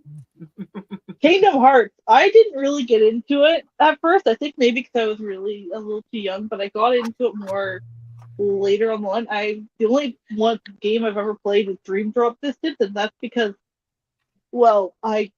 that's the DS, the 3DS is the only system I ever had a game to play it on because they didn't. I mean, Nix, let's admit you love those triple Ds. Yeah. Waiting for Rose to make it even worse. No, because I haven't had a triple D since 13. They've been way bigger. No. I was waiting for you to say a comment to make it worse, but please, Nix, continue. But yeah, I watched gameplay playthroughs mostly of the series because outside of Dream Drop Distance, I never got a chance. Oh, any of the other games in the series because I never had the system for it, Mm-hmm. I never had a PlayStation. Right. I am so sorry. Yeah. The greatest shame of my life. Well, my brothers had one, and my grandfather ended up getting a PlayStation 3 at one point, so good for them, but Both But yeah, no. better. I never had one either. But I have a PlayStation 3 somewhere. somewhere. My grandfather actually stole his because he didn't play it very often anymore. Yeah, I played it for like a good long while, but then like after I got my Switch, and then basically my laptop now is pretty much my primary gaming console. But it's kind of funny because Kingdom Hearts is actually my first venture into fandom, like as a legit thing, and it was not a very good look. And a lot of it was because of younger girls who were very, and I don't want to use this because it's really cringe, but really misogynistic. Really? Why? Oh no, gamer girls are horrid to each other. They are. No, it wasn't to each other. It was because they were yaoi fangirls, most of them, and they thought that the female characters got in the way of their gay shipping. Okay, And, okay. Wait. I need Yaoi or okay. I need to make a distinction here. Okay, so there are girls who play games; those are fine. We love the girls who play games; they're cool, they're awesome. And then you have the gamer girls. Okay, they're like girls who play games are cool. We like them. Let's play Mario Kart together. Please kick my butt in Tekken. You know, but the gamer girls are the attention whores, like the that kind of stuff. Yeah. It's like there's two classifications. There's the girls you talked about who they don't like the male characters sometimes because they're the wrong thing, or they don't want the female characters there because they have this like obsessive boy love fantasy for every freaking character. And yes, I hate those. The whole gay shipping every character from both male and female irritates the unholy shit out of me. I'm not even gonna lie. But it's sad. Sorry, go ahead. I was gonna say it's not appealing to anything because it's really disrespectful to the people creating the stories and characters just to try to change them because of your sick fetish fantasies, anyways. So but it's also because they're making it about that, not about the game. Amen. Nick, what do you think about the meme? I feel like the bottom one describes Nick's very well. I'm not seeing anything on my screen. Can you guys see it? I see it, and yeah. So, in order to read it to Nick's, it says, "This is not a gamer girl. It's a slut with a controller." And it says, "This is a gamer girl. I'll shower when Hyrule is free." Yeah, basically. But the female character of the main trio, the red hair girl, Kyrie, gets the worst because, gets it the worst because she's between the OTP of Thor and Riku, and that's stupid. I mean, let's like be her. fair. Shippers in general can get really toxic. Like, hashtag not all, obviously, but like shippers are like it's a very loud segment of shippers. They get really bad, especially the yaoi ones. Like the yaoi shippers. The whole finding it sex. I can't even get the gay ones to agree. It's like the ones who are supposedly straight, but they're like obsessed with watching the opposite sex do things with each other to the point where they're gay ship everybody. And they're really vocal about they're doing this so they can watch them do things to each other. It's like really creepy. JoJo fandom. I mean, but also like straight dudes' obsession with lesbians. Yeah, that's always. I've never understood that. Why is it appealing to do I stuff like to a woman? women, so two women. That's even better. It's like, yeah, but two women who neither of which ever will touch your pee-pee. I mean, like, oh, she's bisexual. Oh, threesome. No. Yeah, or she's into this sexuality or this fetish or stuff. That means we can do that with multiple people. It's like just because she's into a fetish or a sexuality does not mean she's a sleaze. You want to know what's actually going to people? You want to know what's actually going to happen if she agrees to a threesome? You might get like 3 minutes, and then you're going to get kicked out the bed, and they're just going to have their fun. You might be able to watch, or they'll just ask you to leave the room. That's what's going to happen. Yeah. But Kingdom Hearts, yeah, Kairi gets the worst because she's one of the leads, and I didn't like her for a while because she's kind of a do-nothing character. She was sort of the series damsel in distress, and that was like at a time where I was kind of like, well, yeah, female characters should do more, blah blah blah blah blah. And I've kind of mellowed out on it. She's become not my favorite character. That's still my girl Aqua, because like I don't know, she's pretty great. But I've definitely grown more to liking her as time's gone on. I hope that in Kingdom Hearts 4 or whatever they decide to give the title of this new game, Kingdom Hearts Forever, because that's how long it's going to take to finally finish the series. Yeah. I was under the impression that 3 was going to be the end. Also, I don't know why, but I was very much under the impression that 3 was going to be the ending, and it wasn't, and I'm very disappointed. It's like, come on, it's going on for years. Let's not wrap this up now. I loved all the memes of like, what's going on? Like, they keep talking about lore, because most people who are Kingdom Hearts fans, like, play Kingdom Hearts 1, Kingdom Hearts 2, and then that's it. Like, a lot of the Kingdom Hearts fans never played any of the spin-offs. Because I think Dream Drop Distance was like the latest one before 3. Like, that's, honestly, in conjunction with 3, that's not that far removed. No, they're not spin-off. None of the other games are spin-off. They all tie into the story in one way or another. Even the cell phone game. And yes, there's a game for cell phone. Well, yeah. Well, the problem is you have Kingdom Hearts 1, Kingdom Hearts 2, Kingdom Hearts 3, and then a lot of other games. So when most people have, like, when you see, like, a 1, 2, and 3, and then all these other things, people are going to assume those are spin-offs. Yeah. Actually, to be fair, if you go back to the origins of spin-off, it was based on characters that existed, but were not the main characters, being given their own thing that they were the star of. So that in Japanese, those are called guidance. Yeah. But that's where the origin of the term spin-off, especially in American entertainment, came from.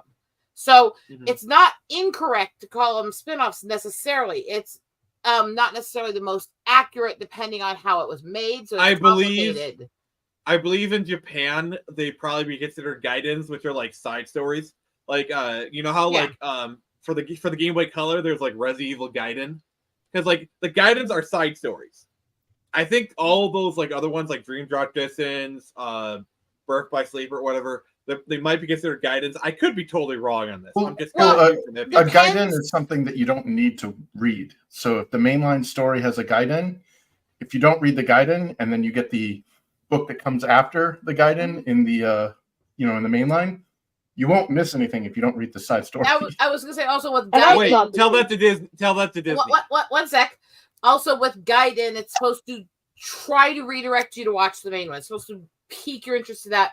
With spin-offs, it was more people were into the original already, and it was to give people a story on a character they liked. Yeah, that's not the case for Hobbs and Shaw Kingdom Hearts. is a spin-off. Hobbs and Shaw is a spin-off of Fast and Furious. Yeah. Laverne and Shirley. In Kingdom Hearts, every single story matters to the main plot. Yeah. Frasier. So, that's why I said it absolutely depends on the situation. If things are a form of spin-off or if they're a continuation of the story, but maybe not tied in quite as much or something like that, is really, it's a nuanced discussion between guidance, spin-off, continuations that are semi-removed and all that. There's so much nuance to that whole range. Yeah, that's hit the nail around the head. It's all homework. That's all the series is. That's all Kingdom Hearts is and ever has been. Cool fashion and homework. Yeah. But I don't want homework. And it's crazy because it shouldn't work, and yet it kind of does. Unless you're going and seeing and like playing through the English dubbing of the series, in which case, yeah, the voices are iconic, but I've heard from a lot of more hardcore fans than me that the English translation team changes and butchers a lot of the original That's Japanese most intent. dubbing. That's most It dubbing, is. not just the game. And the It problem is. is, it sucks for me because subtitles are such an issue for me with my light sensitivity, my attention span, the fact I need to be doing things while I'm watching stuff. It's really hard for me to use subtitles when I'm trying to do something with entertainment. But at the same time, I hate what they do to most dubs, so I want that original subtitle and stuff sometimes. Well, this is where AI will come in and save it, because they've actually God, they're no. laying off translation houses. Excuse me, they're laying off translation houses or localization houses, and actually, I watched the president of Argentina there, Malay or whatever. Well, he speaks Spanish, but I saw his entire speech in English, and it was all because of AI. The problem is You guys- the AIs did you have guys see other the- issues. It's not intentional changes. It's weird translational gaps and stuff that they get confused with. And the Well- AIs do that all the time. You can see that with the bad Google Translates and even that. The AIs that translate are not always that accurate, and sometimes they get quite That's comical. the beauty, though.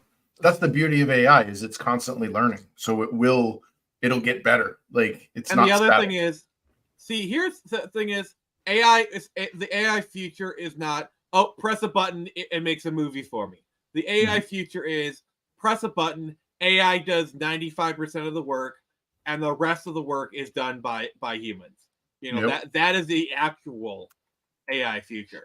Yeah, but right now, I don't think a lot of these AIs are up to the tasks people are trying to give them to. There's too many errors within them. There's too many issues with some of the art yet and stuff like that. And I have issues with the fact that the way they program them does lean too much on taking from other people's legitimate work. I don't think it's a necessarily horrible medium if it's used correctly and programmed and educated correctly. But the current style it is such a problematic situation in so many ways, including just how many of the deep fakes and blackmail videos and stuff like that are actually happening to people.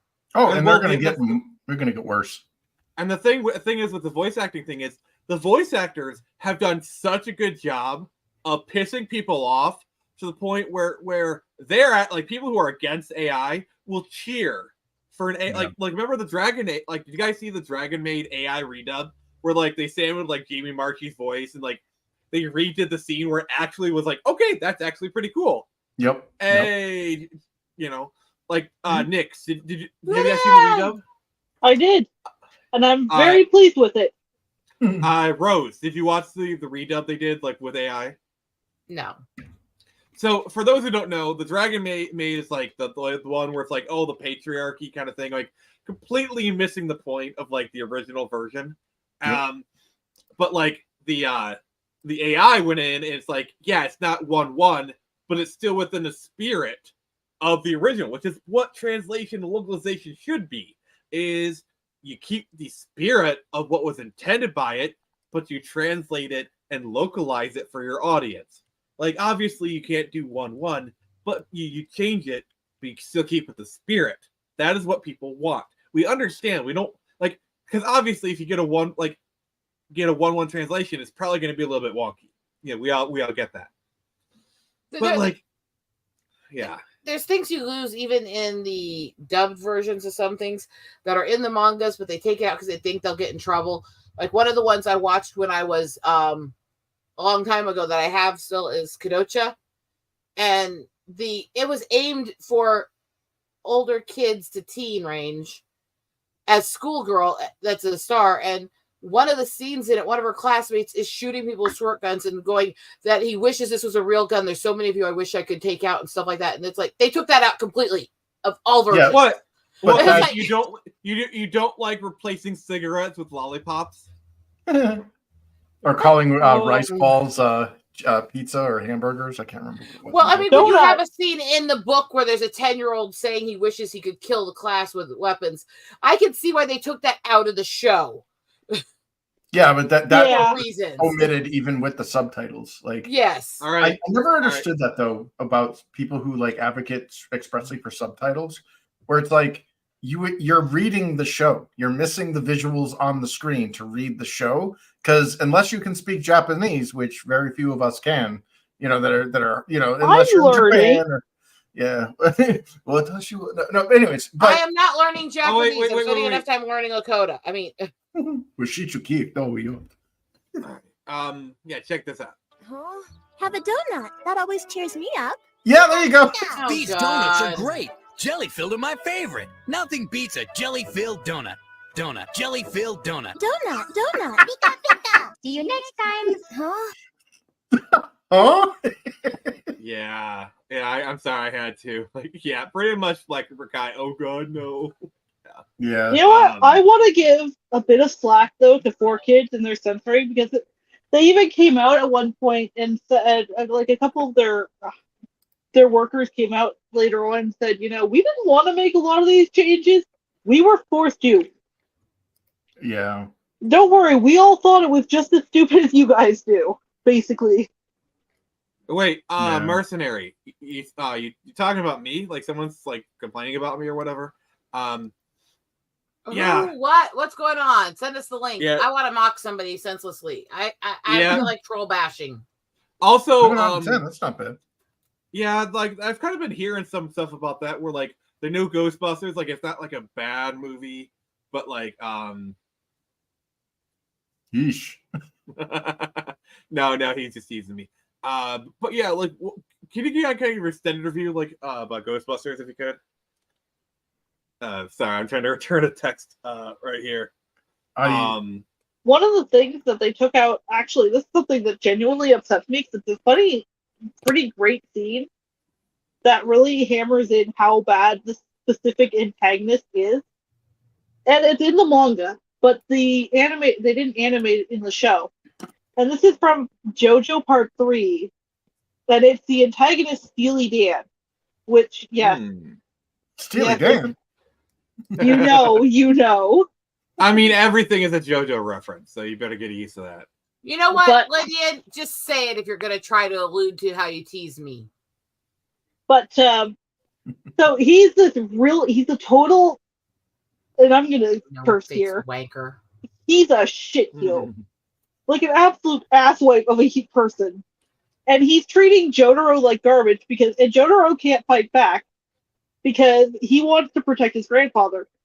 And because it's an interesting dynamic between them because basically Steely Dan's stand or his ability basically it's called the Lovers. And it's basically like this little thing that goes inside of other people, and whatever damage is done to Dan, hopefully it has their consent. Whatever happens to Dan happens to the other person that the stand has gone inside, but worse because they're right in the person's brain, and that's the trick of his stand. Jotaro can't fight him because if he does, he'd risk killing his grandfather, which he wants to avoid. Because he really does care about his grandfather, despite what other people would say about him. So, and Dan knows this, so he's using this to essentially turn Jotaro into his bitch. He uses him as a bridge, and he's extremely cruel towards him doing so, and he steps on his finger. And this is something that they ended up taking out of the show. Like it wasn't animated. But in the manga, he tries to take Jotaro's money. Is pissed off because Jotaro has no money. He's a 17-year-old student. Of course he's not going to have any money. So instead he steals his watch because that's a pretty high quality watch. Give it to me. And then proceeds to have Jotaro go and steal a bracelet only to alert the people running the shop that Jotaro is stealing it. Because, again, he's an asshole. And another scene they take out of this sequence, which is really upsetting, is you see at one point Jotaro taking out this small book and writing something in it. And he explains that he's writing down everything Dan's done to him or made him do, so that he knows how much to essentially get payback for. Mm-hmm. And this culminates at the end of where he turns Dan into a crying little bitch. And it's great. In the manga, it's even greater because you have all this build-up. They shorten it in the anime, and it doesn't make it quite as satisfying. But, and it's really cool to see Jotaro taking out this book, writing down, because he brings it back, and it shows everything Dan's made him do, or done to him, and exactly what he's getting payback for. It's cathartic, and they took it out. And it kind of ruins the scene for me a little. All right. Sorry, I had to rant about that. Because it's like, I don't know, it's just, it really genuinely upsets me. And she was talking about things that they take out of shows that they have in, like, the original, in the source material. And some things are understandable and some things aren't. And some things absolutely lose the heart. And like I said, I understand why they took that scene out. They were making a show that they wanted to advertise to preteens. They couldn't leave that scene in either country. Yeah. No. Because that is dark, you know? But like, that, and I get push the boundaries anyways on what should be allowed for that age group. It had some dark stuff in it. So, and I get that they probably cut the thing out of Jotaro's little payback thing because it probably made the episode run too long, but the whole sequence then loses something in turn. Usually there's something you can cut that won't take the story down as hard. Exactly. There was something else that could have been cut. The one cut that really kind of pissed me off back in the day is Pokemon the first movie. Like the whole Mewtwo intro. All right. Okay.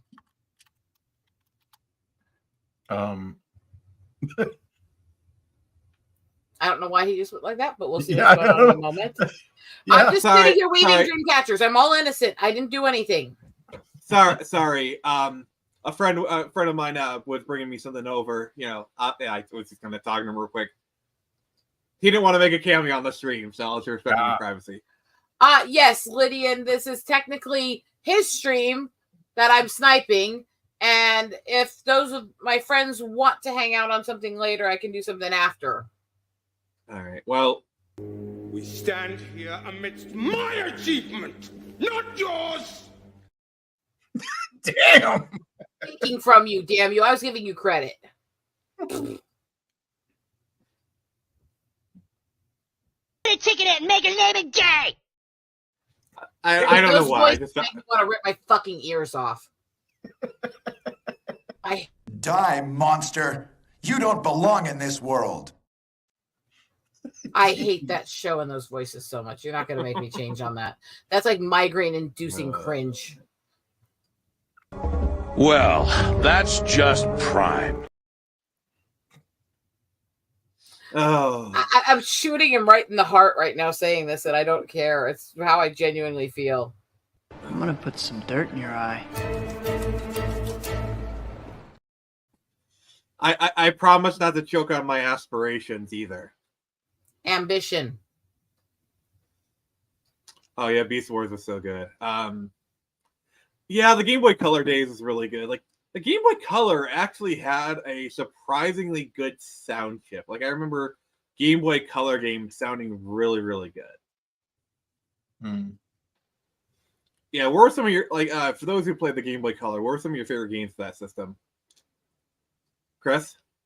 I only played it in emulation, and the only game that I liked on it was the Wario games and the first Shantae. yes, Billy McGuire.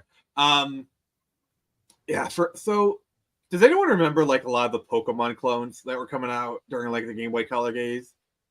No. Probably one of my favorites was Dragon Quest Monsters. Oh. Does anyone remember this game? No. It's basically Pokemon, but with like a Dragon Quest kind of thing.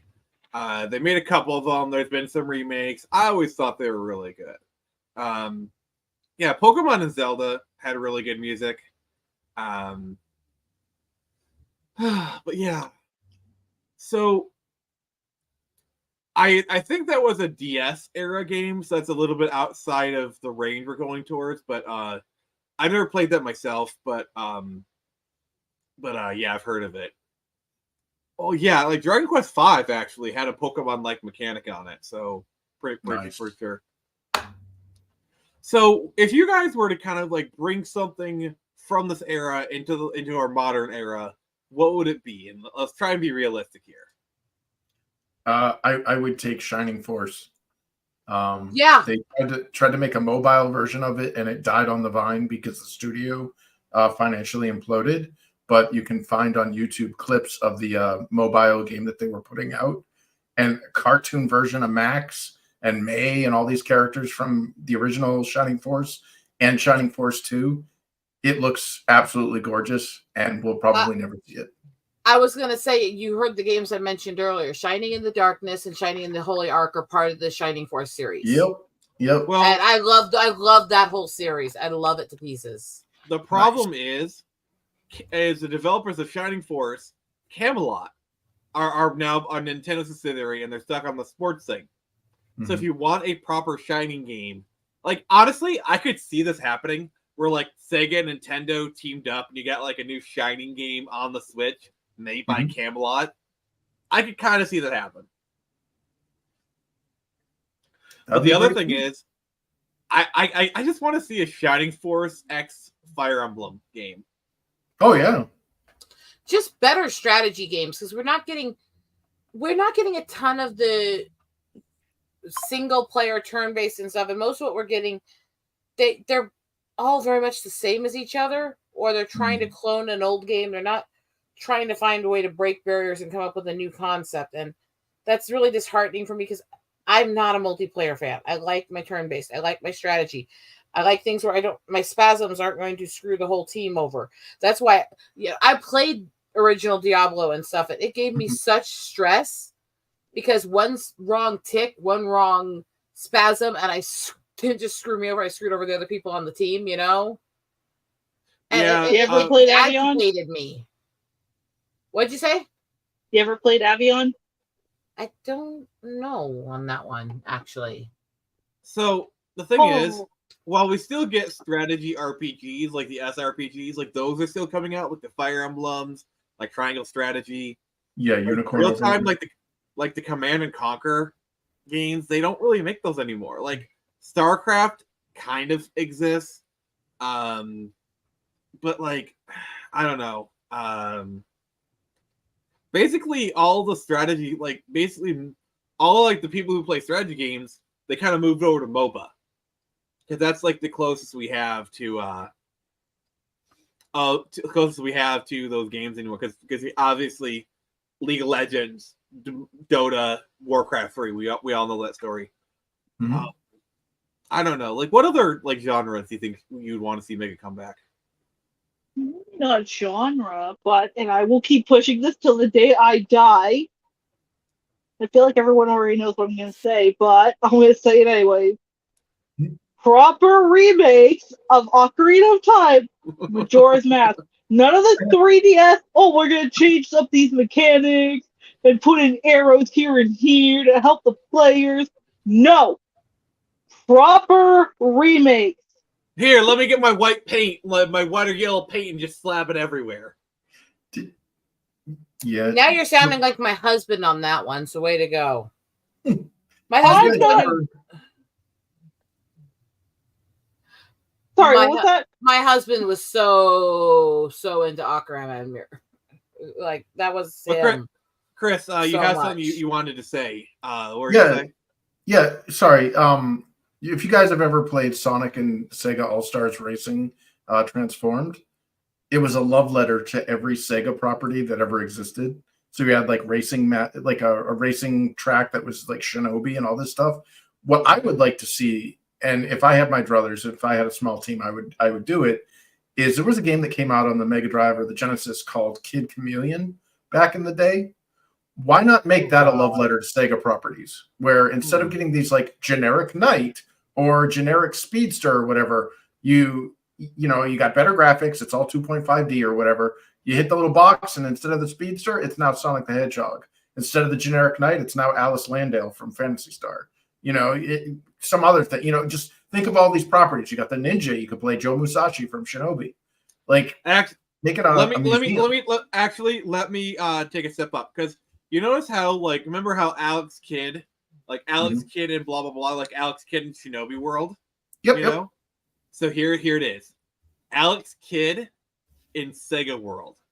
Yeah. And basically There what you it go. is you go to these different worlds themed after big Sega properties, and your power-ups are like a hat. Okay. Yep. Sonic hat gives you the power of Sonic, you get like an outfit change, and it's an Alex Kidd game. All right.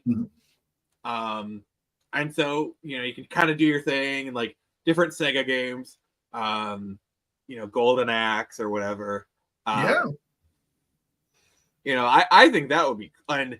And some of them, like certain gameplay stuff, like the Golden Axe one, there's a section where it turns into a side scroller, you know, or like the Phantasy Star or the Shining Force one turns into a dungeon crawler kind of thing. That would be so freaking cool. Hell yeah. What am I looking at here? This is for Rose. This is one of my favorite fantasy series of all time. Hands down, it's very good. Like, oh, Avion. Chris, what do you think of this? Princess Peach Showtime is Cucumilla. Yeah, it is, but like what I want to see is they bring it to a step further where they marry other like what made Sonic and Sega All-Stars Racing so lovable was that it was that love letter to the Sega properties where you're like suddenly in a Jet Set Radio level, like a racing course, or you're like you unlock Nights into Dreams as a racer, you know, like things like that. Like I love having all of those callbacks to these old properties. If they had a game where it was like a love letter to the Mario franchise or to Nintendo franchises, where you could play as Peach, Mario, Luigi, whatever, but like you get a new hat and suddenly you're in Samus Aran like outfit, or you know you're in you can get into a vehicle and suddenly it's like Falcon Punch, you know, or you get Link's arrows or Link's sword, you know, like something to kind of make a love letter to like Nintendo or to Sega, you know, or to one of these companies. Sony actually kind of did an interesting tribute. Like Astro's Playroom for the PS5. Like you basically go through each era of PlayStation, you find objects. They actually did a really good job paying tribute to their past with that game, I think. I mean, okay, what she sent there, that looks good. Yeah. There's no way in hell I could pull that money out of my rear right now, but it looks good. Yeah. Where I found it is actually on Big Fish Games. So it's actually where I found out about it. My aunt and my grandmother both had accounts when I was younger, and I think my aunt still does have her account to this day. And she's actually the person who got me into Avion because, like, I saw it on her computer one day. And that's turn-based, not hack and slash, right? Oh yeah, turn-based, absolutely. Okay, turn-based. I have to verify because even the old style games and even the old games, there's a lot of them that are hack and slash styles, but it'll look like that at a glance. And It's it didn't like- have that well marked on that one. It's like OG Final Fantasy, basically. Who here has heard of Pier Solar? Yeah, that's is that a PSP game? No. Technically, it was a homebrew game that came out for the Sega Genesis, and then it came out for like the Dreamcast. You can get it. That's what it was. Yeah. Yeah. If you like turn-based games, this kind of has. I think this has like a semi active whatever. I own it on Steam. I just never played it, to be honest. But yeah. Yeah, I got it emulated. Oh yeah, of course you do. I mean, yeah, that looks cool at a glance. It does actually for me. Yeah, it's available on Steam. Oh, nice. Yeah. Yeah, they did like an HD version, like in the mid, whatever. But yeah, it came out on Dreamcast. Like you actually play it on the systems, because like there's actually like a really big homebrew scene for a lot of these systems. Like you can still buy like Super Nintendo, Sega Genesis, Dreamcast, like Game Boy Advance games, like brand new ones. We are making games for these systems still. It's insane. Nice. Yeah. There's one game that I've kind of been following. It's called Infinity, which is a game that was in development for the Game Boy Color right at the tail end, but it never came out.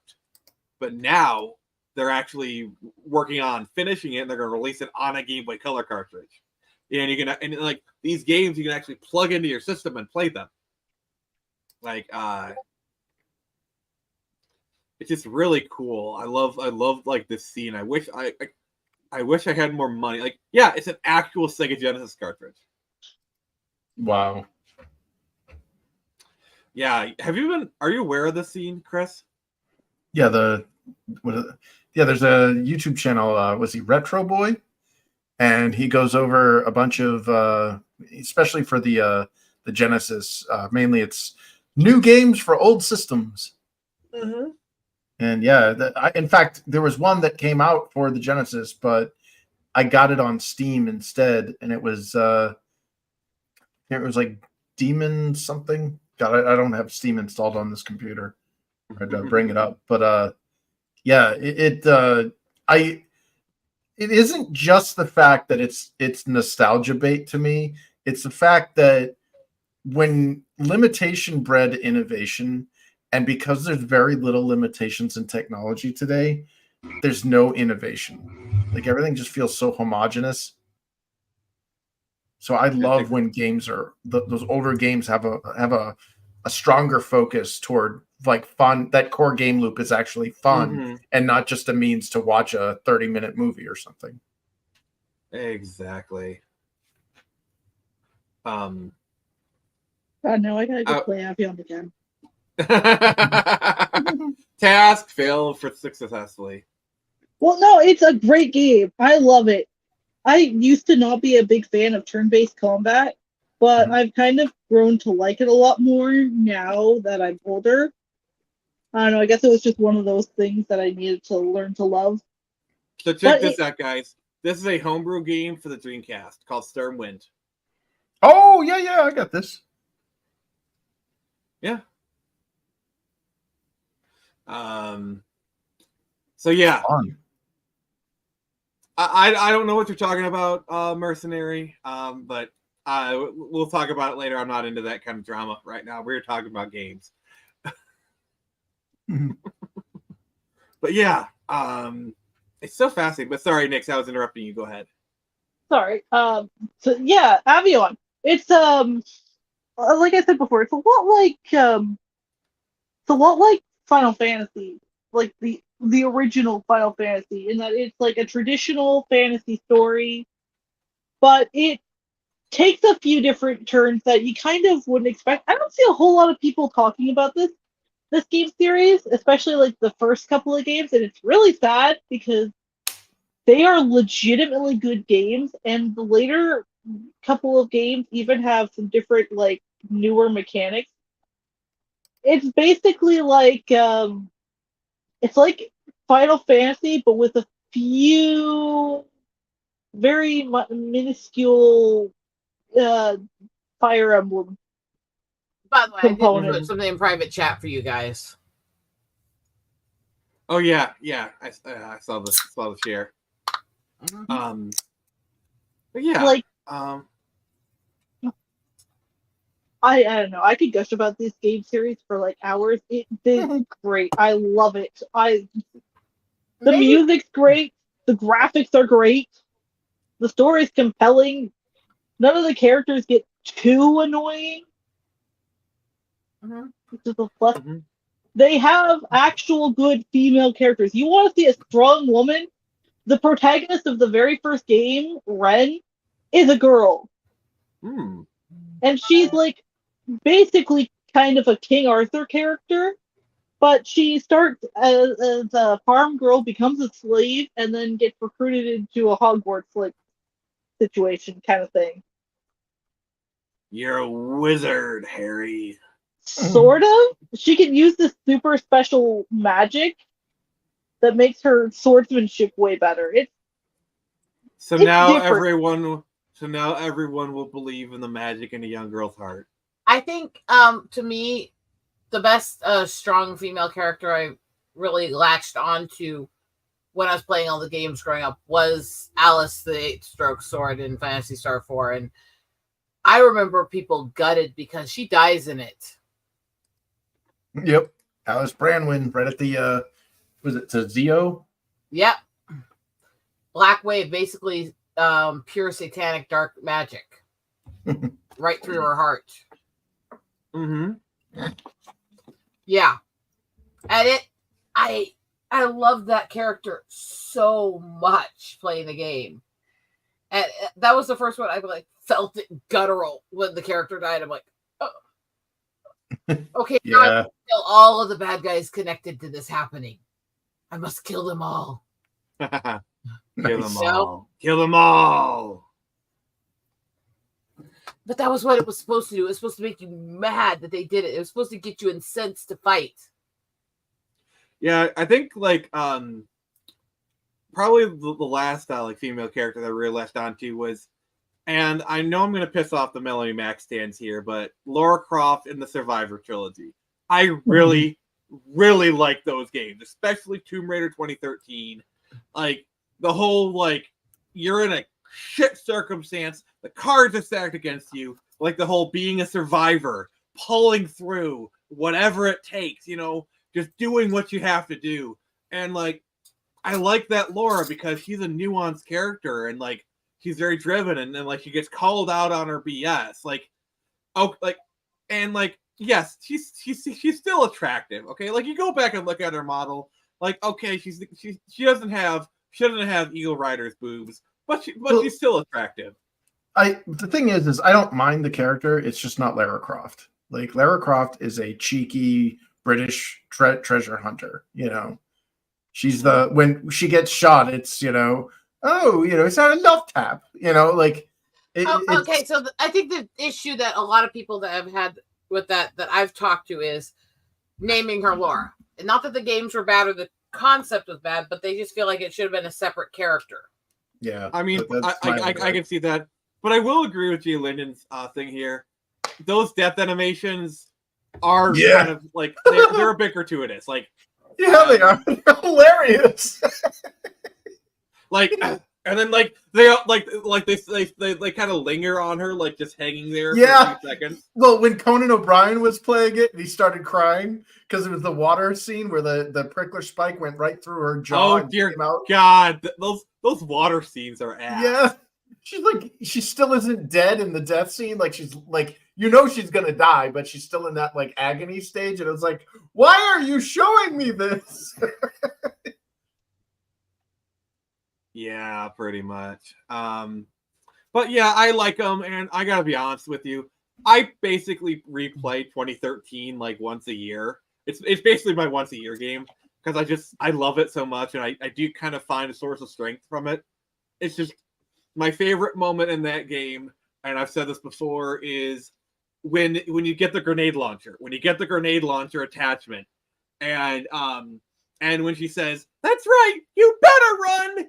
Because it's just such a cathartic moment where it's like the hunted is now the hunter. The people that she ran away from are now running away from her. Like it's just such a amazing moment. I love it because it's just. Sorry. Do a lot of gamers have that game they replay every year? I've heard people say that. I've never done that where I like have to play this one every year or something. Tomb Raider 2013 is mine. I always like kind of like once a year. Also Pokemon Red and Blue. I kind of replay that once a year, sometimes twice a year, almost. Because I love Gen 1. I guess that's my question. I've never had that personality where I want to redo a game every year or something. All right. What about you guys? Do you guys have your once a year game? Yes. What is it? We all know. Majora's Mask. Yeah. It's not my fault. It's my depression game. I get depression a lot. It's okay, Nick. It's okay. You're among friends. But Chris, what's yours? Yeah, you're beautiful, Nix. I don't really have any like go back to games. Like games I don't find comfort in games. In fact, games stress me out a lot. I play games because I want to feel smart and solve puzzles. Either the Asian fighting in you games. is the Asian in you is coming out. I'm more likely, if I'm going to come back to a game, to come back like years later to remember that part of my life and see if I can still do it. Yeah, that's same here. Okay. So yeah, some gamers do, some don't. Yeah. So I figure let's kind of wrap things up. Let's just kind of go around. Last thoughts, anything you want to plug, go ahead. Nick, let's start with you. I have a Ko-fi account. If you would like to feel free to give post me it. money. Feel free to post it. I for some reason I gave you mod privileges, so feel free to use that. All right, I will. Wow, cold way to say it. Well, it's true. I don't really deserve it, but you are not sending me to the cool. I've got it here. I will post in chat. All right, our friendly neighborhood mod has strutted her stuff. All right. Any final words you want to say? If you go play Avion, you can forgo the fourth game, Avion 4, if you want. It's more of a parody game, really. But the first of the trilogy, the third game has a trilogy of its own. It gets confusing a little by the end, but even Avion the trilogies get trilogies. Literally. But Avion 1 and 2, definitely go and play them because they are god tier. I like 3, and I like 3's little spin-off. It's not as good, but 1 and 2 are definitely amazing. Okay. Go find them wherever you can. I'd go to Big Fish Games if it still has it, mostly because I still have an account, but I don't have to worry because I have it all downloaded. So. Ooh, fancy smancy. Yeah. So Chris, any final words? Anything you want to plug? Maybe some Infinite Chronicles. Oh yeah. So I recently posted on Twitter or X at Infinitel Comic the Jumiko no Taisen, or the War of the Trees in Japanese. Drop that link. Drop that link in private chat so I can share it. All right. The manga edition showed off some of the pages on it. Nani? So isn't it? Let me see if I can bring something up on it. I know that oops. Where are we? Notifications. Yeah, so the Jumiko no Taisen is kind of it's almost like a trade paperback in the sense that it's combining books 1 and 2, but it's doing so in a black and white manga format where it's read right to left. It's in the smaller form factor book. It's got a few redrawn pages here and there, but more or less it's all black and white, and it will be available for the campaign for book 2, which is full color. That's also over 100 pages. So if you prefer the smaller, cheaper, or more cost-effective or whatever combination of books 1 and 2, and you're a fan of manga, that might be up your alley. I posted the link in the private, so you can check out the cover that I recently kind of cobbled together from some of my commissioned arts. All right. Let me just let me screen share this sucker.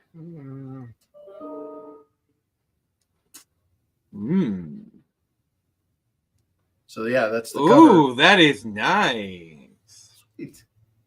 And that is just good art. And all the Japanese onomatopoeia. Yeah, I've thought about like when Turn Samurai becomes a manga, reversing it, but like I'm afraid that like if I do it badly, they'll know. So I might just keep it, more American style, just use the digest or whatever. Yeah, oh sorry. No, go ahead. Yeah, I went through, God, it was such hell. grabbing all of the manga automatopoeia, because the book itself, it's written in English, all the dialogue, but all the sound effects and everything are all in the kanji Japanese. So yeah. So any final words? Yeah, thanks for having me, man. I had a blast. It was fun stuff. Yeah. Old And I nostalgia. look forward to having you on next week. We'll have a special guest on. I'll wait till I'll do my thing. Rose, final words and anything you want to share. Generally speaking, gaming's got to be a heart. It's got to be a passion. You've got to find what works best for you, whatever your issues and stuff. And I love the fact that we all had different things that were completely contrary to each other throughout this entire discussion, because that just shows how big of a span of personalities it's always appealed to. And other than that, just follow Eagle Rider on YouTube here for following the stuff I do, or follow me on X, Throzem Queen 1, and watch me slap trolls around most of the day. Honestly, when I'm in between work, I will just randomly slap trolls for a few minutes and then go back to work. Watch out. Some of those trolls might be into that kind of thing, though. That's okay. It still doesn't take away from me using them as a virtual punching bag. Oh, dear God. So, thank you, everyone, for joining us. I really appreciate you guys. Please go follow these wonderful people. Please, for love of God, follow them. They're awesome. I love them dearly. And, yeah, so check out Turn Samurai on, Amazon, Walmart, Barnes & Noble, and whatnot. And then, so GingerCast 2 was a great success. And there will be a GingerCast 3. And right now, I guess I'm going to drop the date. We're doing it on April 1st. The time itself is not to be determined. And the title is going to be GingerCast 3, The Revenge of the Gingers. Yes. We're slaughtering younglings. I do not endorse that message. That's fine. You can be wrong. But anyway. I'm not slaughtering nothing. Whatever. You guys are awesome. Everyone here is awesome. And this has been Nick for the... Have a little something I forgot to mention. Okay, go ahead. I'm getting the Princess Peach Showtime game in effectively a week. Nice. When I finish it, I will be doing a full review in cosplay. Oh, and it'll be right here on this stream. So Nick, I will lend you my platform, so it'll be nice. But it's been Nick from the Phoenix Press, and remember, I can only show you the door. You're the one to walk through it. Bye.